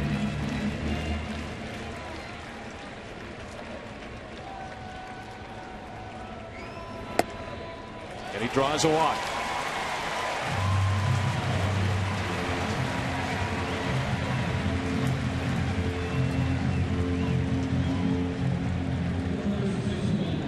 And this guy knows how to end it with 1 swing, too. And with the speed of Grichuk, that swing could even be a double. You'd expect the Tigers, we talk a lot about no doubles defense. What you do is you play deep, so you're trying to keep the ball in front of you so a double does not score a runner from first base. Outfield is deep for Matt.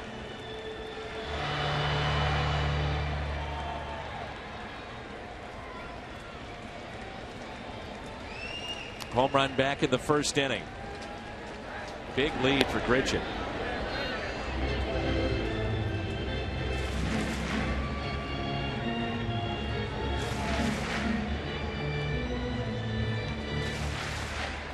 Lefties a year ago off a Hardy hit just .203.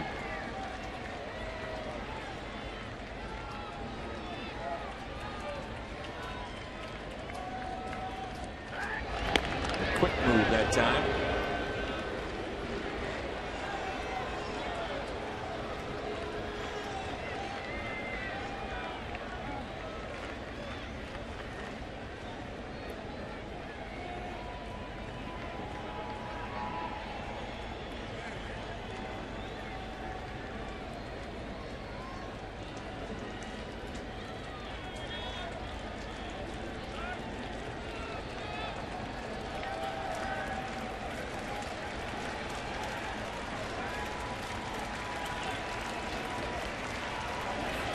Carpenter, little check swing, hit to the left side. Castellanos makes the play. Extra innings here at Busch Stadium in Game 2. Detroit in St. Louis. It's 3-3.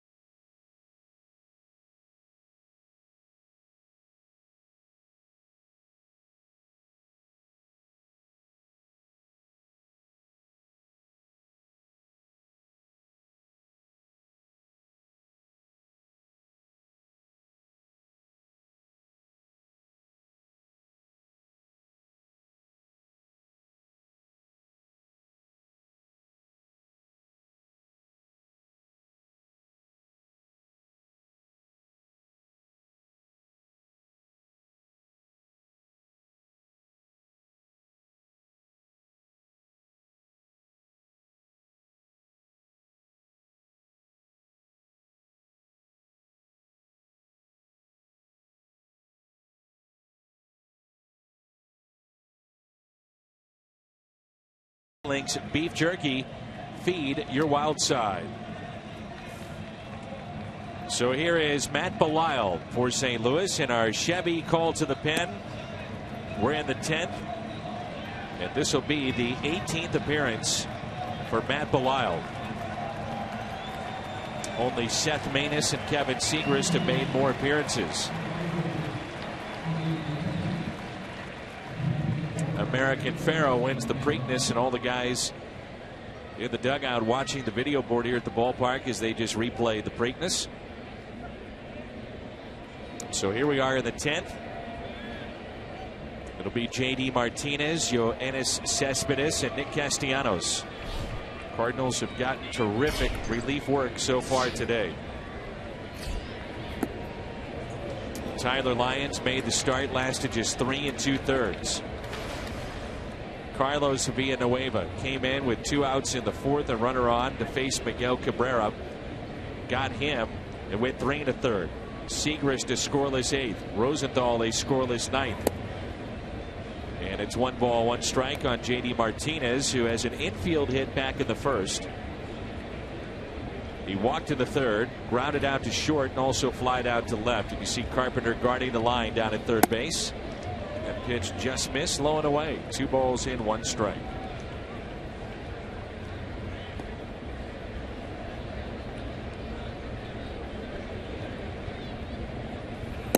Woo. 2-2.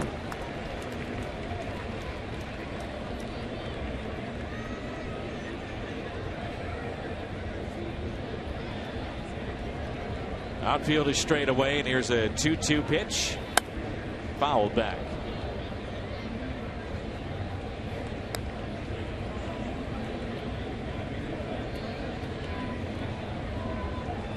Carlos Villanueva, by the way, has lowered his ERA to .50. Second lowest among National League relievers. It was about this time we started talking about Pat Neshek a year ago. You're in my head again. We're talking about a potential all-star with Villanueva. Well, I think what you're looking for is a guy who's potentially going to have a breakout year like Neshek, no matter where that ends up. And I think the Cardinals signed a few guys hoping that would happen, including Belisle and Villanueva. You get a guy that maybe people have kind of forgotten about, or he's kind of okay, and then all of a sudden they have a career year. That's the hope. Leadoff walk. Last night, the Cardinals bullpen, 4 innings, 8 earned they gave up. Today so far, 5 1/3, and no runs. But the always dangerous leadoff walk.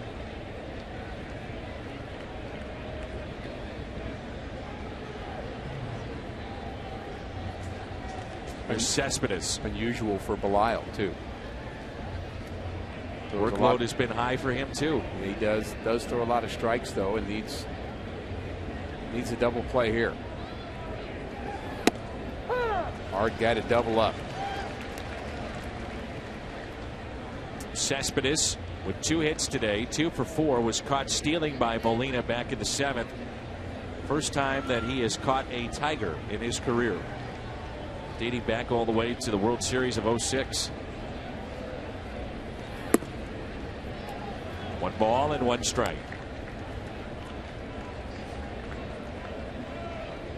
Cespedes is also a free agent to be.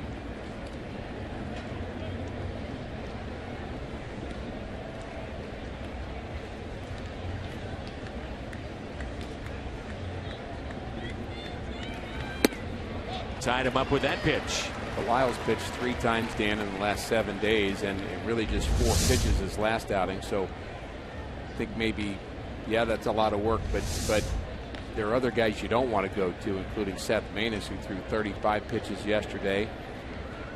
Sokolovich threw 27 yesterday. Mitch Harris 23. Base hit on the 1-2. Martinez, the go-ahead run now in scoring position. Nobody out.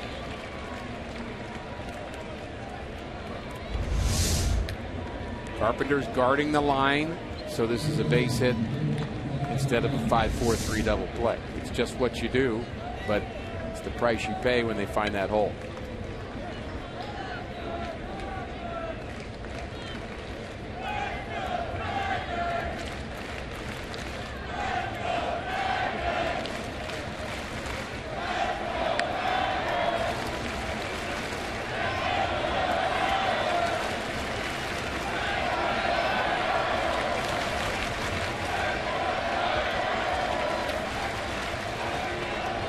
Castellanos,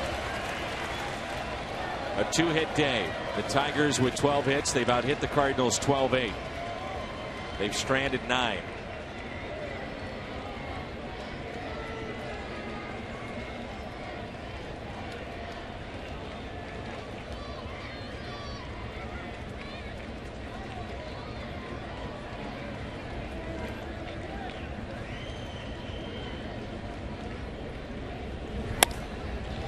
Fly ball lifted into shallow center. Catch made and a big out. Runners do not advance.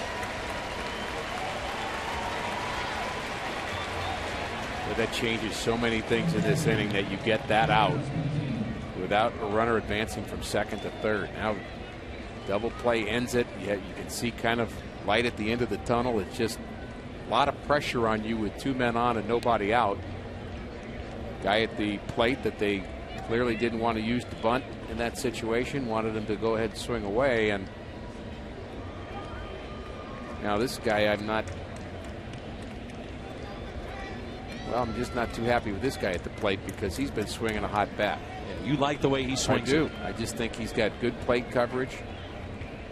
Just 1 for 3 in this game today, or 1 for 4.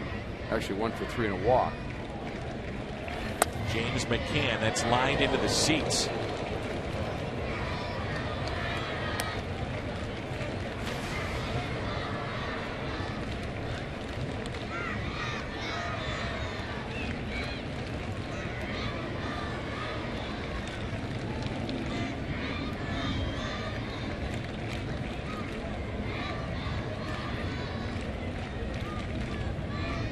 Runners at first and second. 1 out here in the top of the 10th. No balls, 2 strikes. McCann 3 for 4 yesterday with a walk. Waved at that slider. Do you repeat it? The Cardinals, by the way, looking ahead to the bottom of the 10th, will have Holiday, Cosma, Reynolds. Still available on the bench, Matt Adams.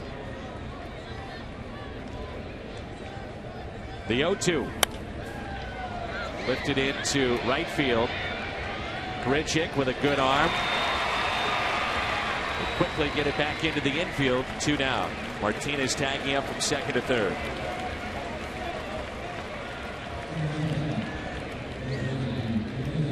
Jose Iglesias with 2 runners on. Now 2 outs.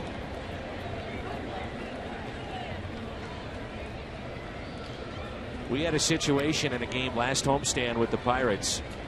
It went so long, and you start thinking about, okay, who's available? You went through those numbers of guys that have pitched an awful lot. You start wondering where the innings are going to come from, even in this game. Didn't even get to Randy Choate, who pitched 3 days in a row before an off day yesterday. Not a lot of pitches in a couple of those games, but 20-plus pitches for a number of the relievers left out there. Little high to Iglesias. I would think Mitch Harris could go an inning. I think Belial could go 2. Sokolovich an inning or 2. And then you've got Pete Cosma. How long could he go? As long as it takes. 2 balls and no strikes.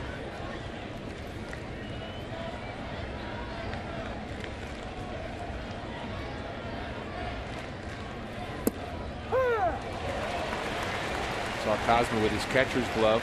Caught somebody in the bullpen here yesterday. Right at the knees. So he is the emergency catcher and the emergency pitcher. Anthony Gose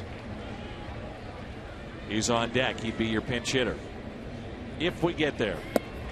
That's strike 2. 2-2. And Iglesias not happy.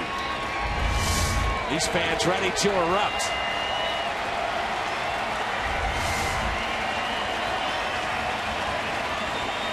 We'll let the fans tell you the story.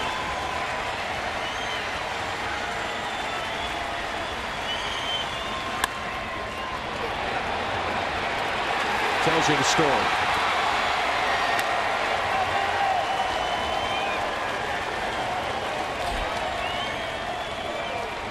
Tigers on top. It's now 4-3.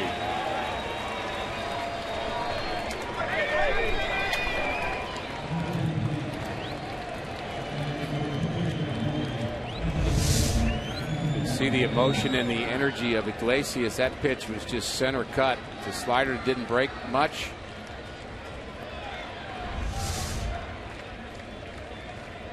A couple of pretty good defensive shortstops standing there at the bag.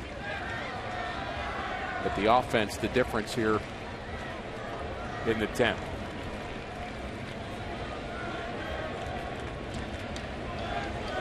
And there's Iglesias again with a hit, 7th inning and beyond.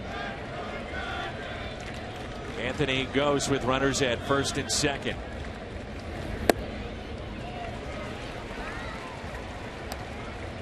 The leadoff walk comes back to haunt Matt Belisle.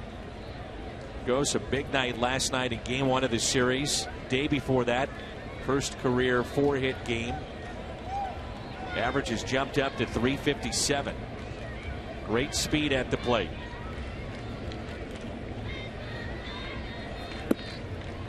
Do the Cardinals have another comeback in them? Cardinals have not lost a series when Matt Carpenter's around. Did not play last weekend in Pittsburgh, the only series they've lost. Here's a 1-1.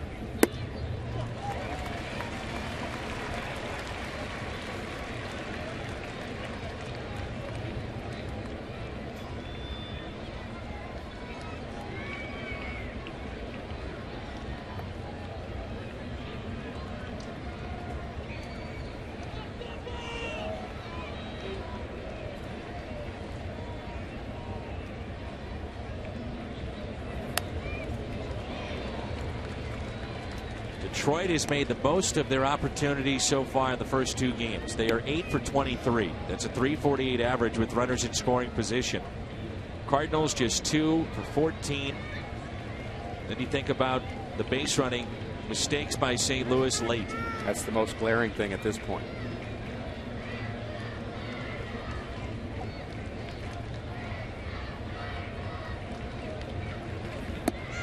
And really, you say the Cardinal pitching has done an outstanding job of keeping this high-powered offense down since the 3rd inning. They got 3 early runs and only 1 since then. You should beat them. And they still very well might. We may have a fun ride in the bottom of the 10th. Who knows? 2 balls, 2 strikes. As you mentioned, the right part of the order coming up against their closer.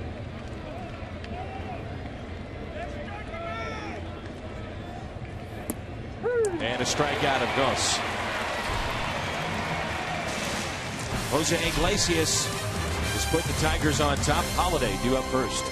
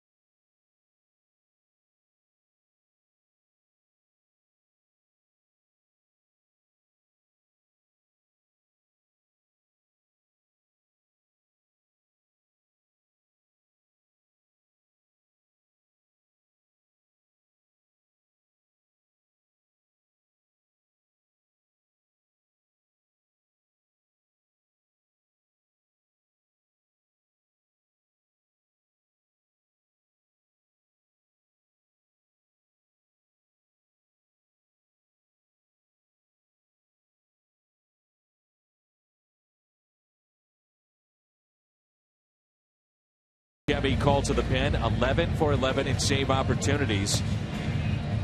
This guy used to be lights out. They've had difficulty in the back end of their games now for the last year and a half or so, dealing with injuries. Could be the Tigers' biggest weakness when you think of Joe Nathan, who had the 7 blown saves, ERA just under 5. He got hurt. They already lost Joel Hanrahan to another elbow injury, so Sori has picked up, and now he's their closer. And he was a guy that was dealing with injuries himself, but came back and has reestablished himself as a top closer with those 11 saves. And he'll have Holiday, Cosma, and Reynolds in the 10th. Romine takes over at third base. Andrew Romine. He's at the 6th position in the lineup. There's Matt Adams at the on-deck circle.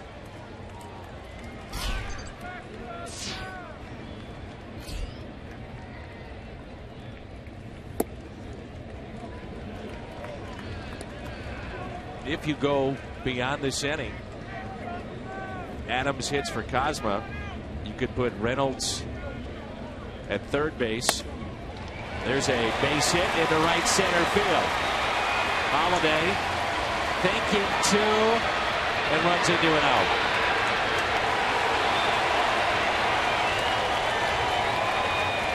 Davis, a strong throw. The center fielder to gun down Matt Holiday.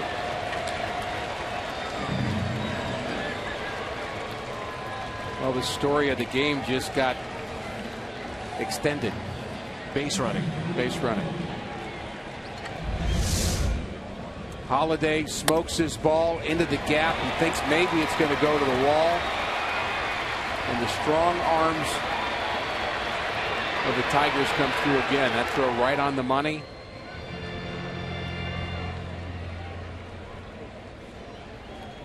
Good slide by Holiday. Now Adams. I wondered whether Adams might have been pulled back had he been safe or didn't go and use somebody else to bunt, including Cosma. Keep him in. Well, I find this incredibly interesting to see what could happen if the Cardinals tie this up. Adams would go to first. Reynolds could go to third. Carpenter could play second. Shift Wong from second to short.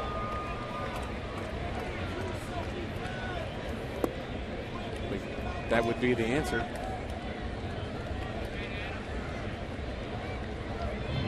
That ball gets to the wall right there, and it would have been a very real question.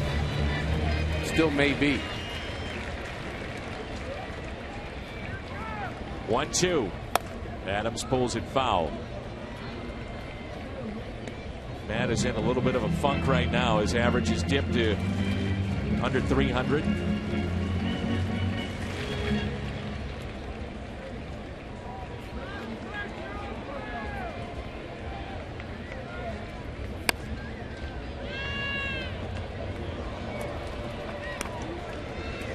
Seems like he's been in between to me. He's late on the fastball. He's ahead of the breaking ball. It's what hitters get into timing wise, recognition, pitch recognition wise.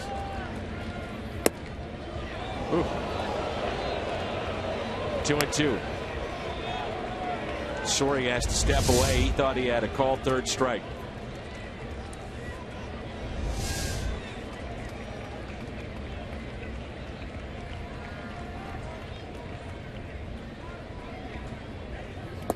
In the dirt, 3-2.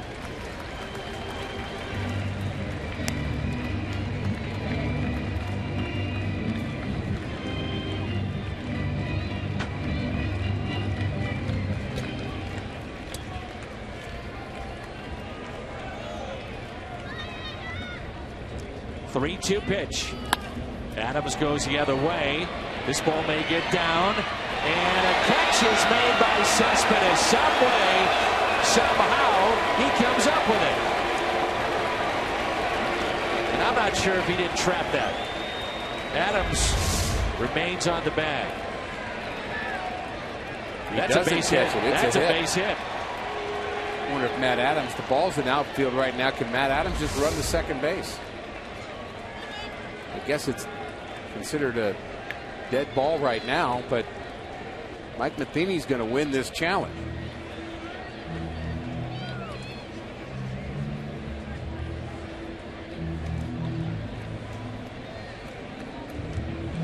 didn't make the catch, but it was a tremendous effort. They just showed the fans the video board here at the ballpark. You can tell by their reaction. They saw it. It's a hit. This should not take long to figure out. Matt Adams could use a break, and he's going to get one right here.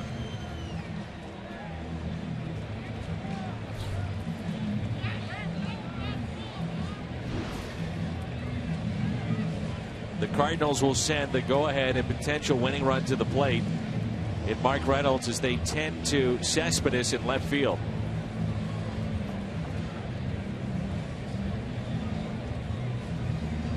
You know, the bench is not exactly deep anymore for Detroit either. They can't play Victor Martinez defensively right now. We've already seen Romine in the game. Perez is pinch hit. We've seen Ghost.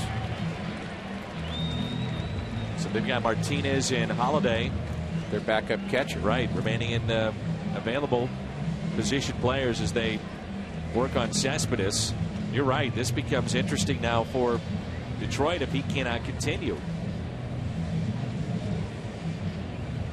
I think it's possible that he can't. I mean, there's having a protracted conversation out there in left field as there's another conversation going on in New York. Not sure what this is taking why this is taking so long.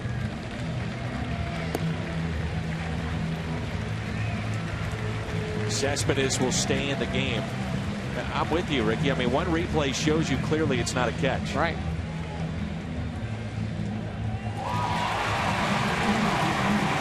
You know what they might have been doing was talking about what base he should be on, and you know, when the catch was made and the out was made, I wonder if you're Matt Adams, if you're better off just running the second base. I mean, would be an odd thing to be doing.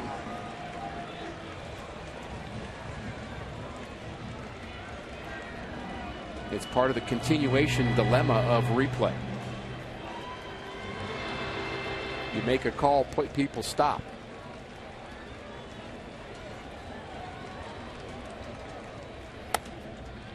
So Mark Reynolds.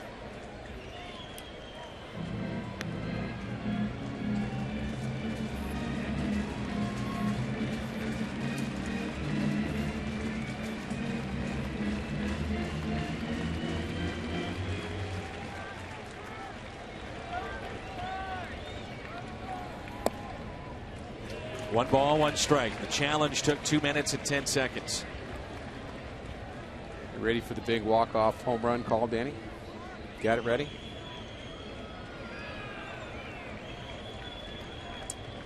You let the emotion come to it. Ooh, they say he goes.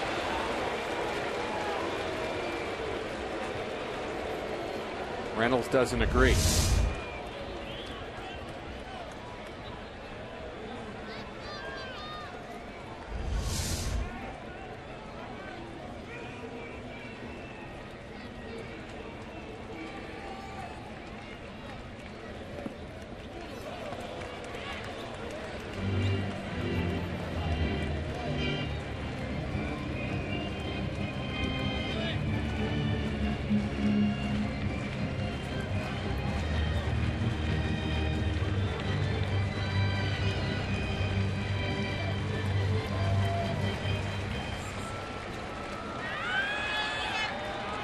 Two and two the count.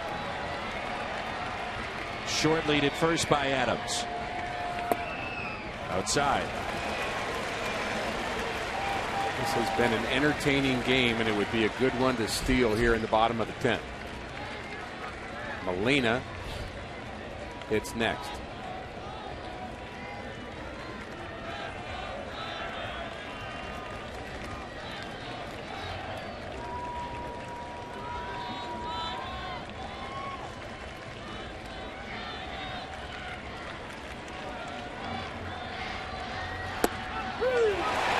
Reynolds can't believe it, but he's got to stay in the game.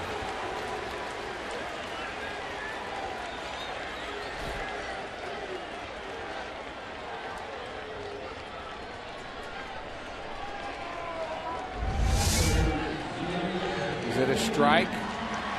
It's not. I saw Yadier Molina with the urging of Mike Matheny going up and telling Mark Reynolds he needs to stay in this game in case Yadi comes through.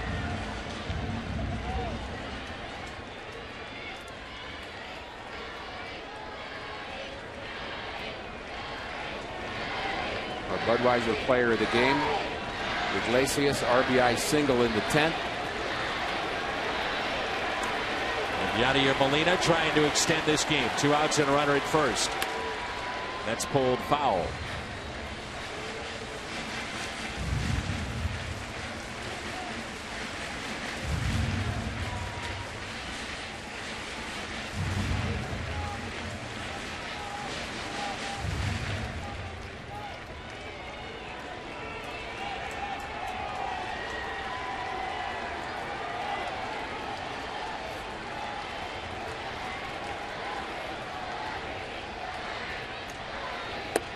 One of the things I'd love to see a clarification on is when is the ball dead? Meaning when is time called on that play out left with Cespedes? Exactly.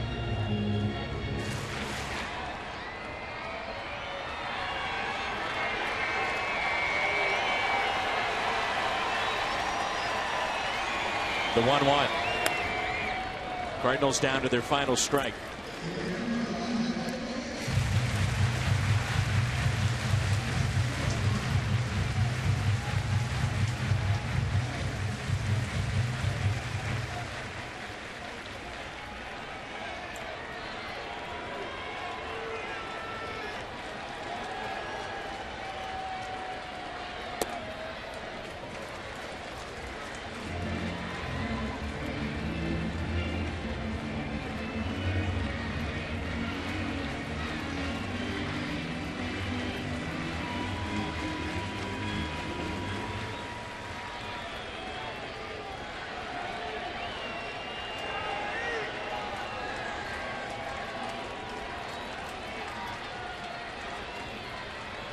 Two.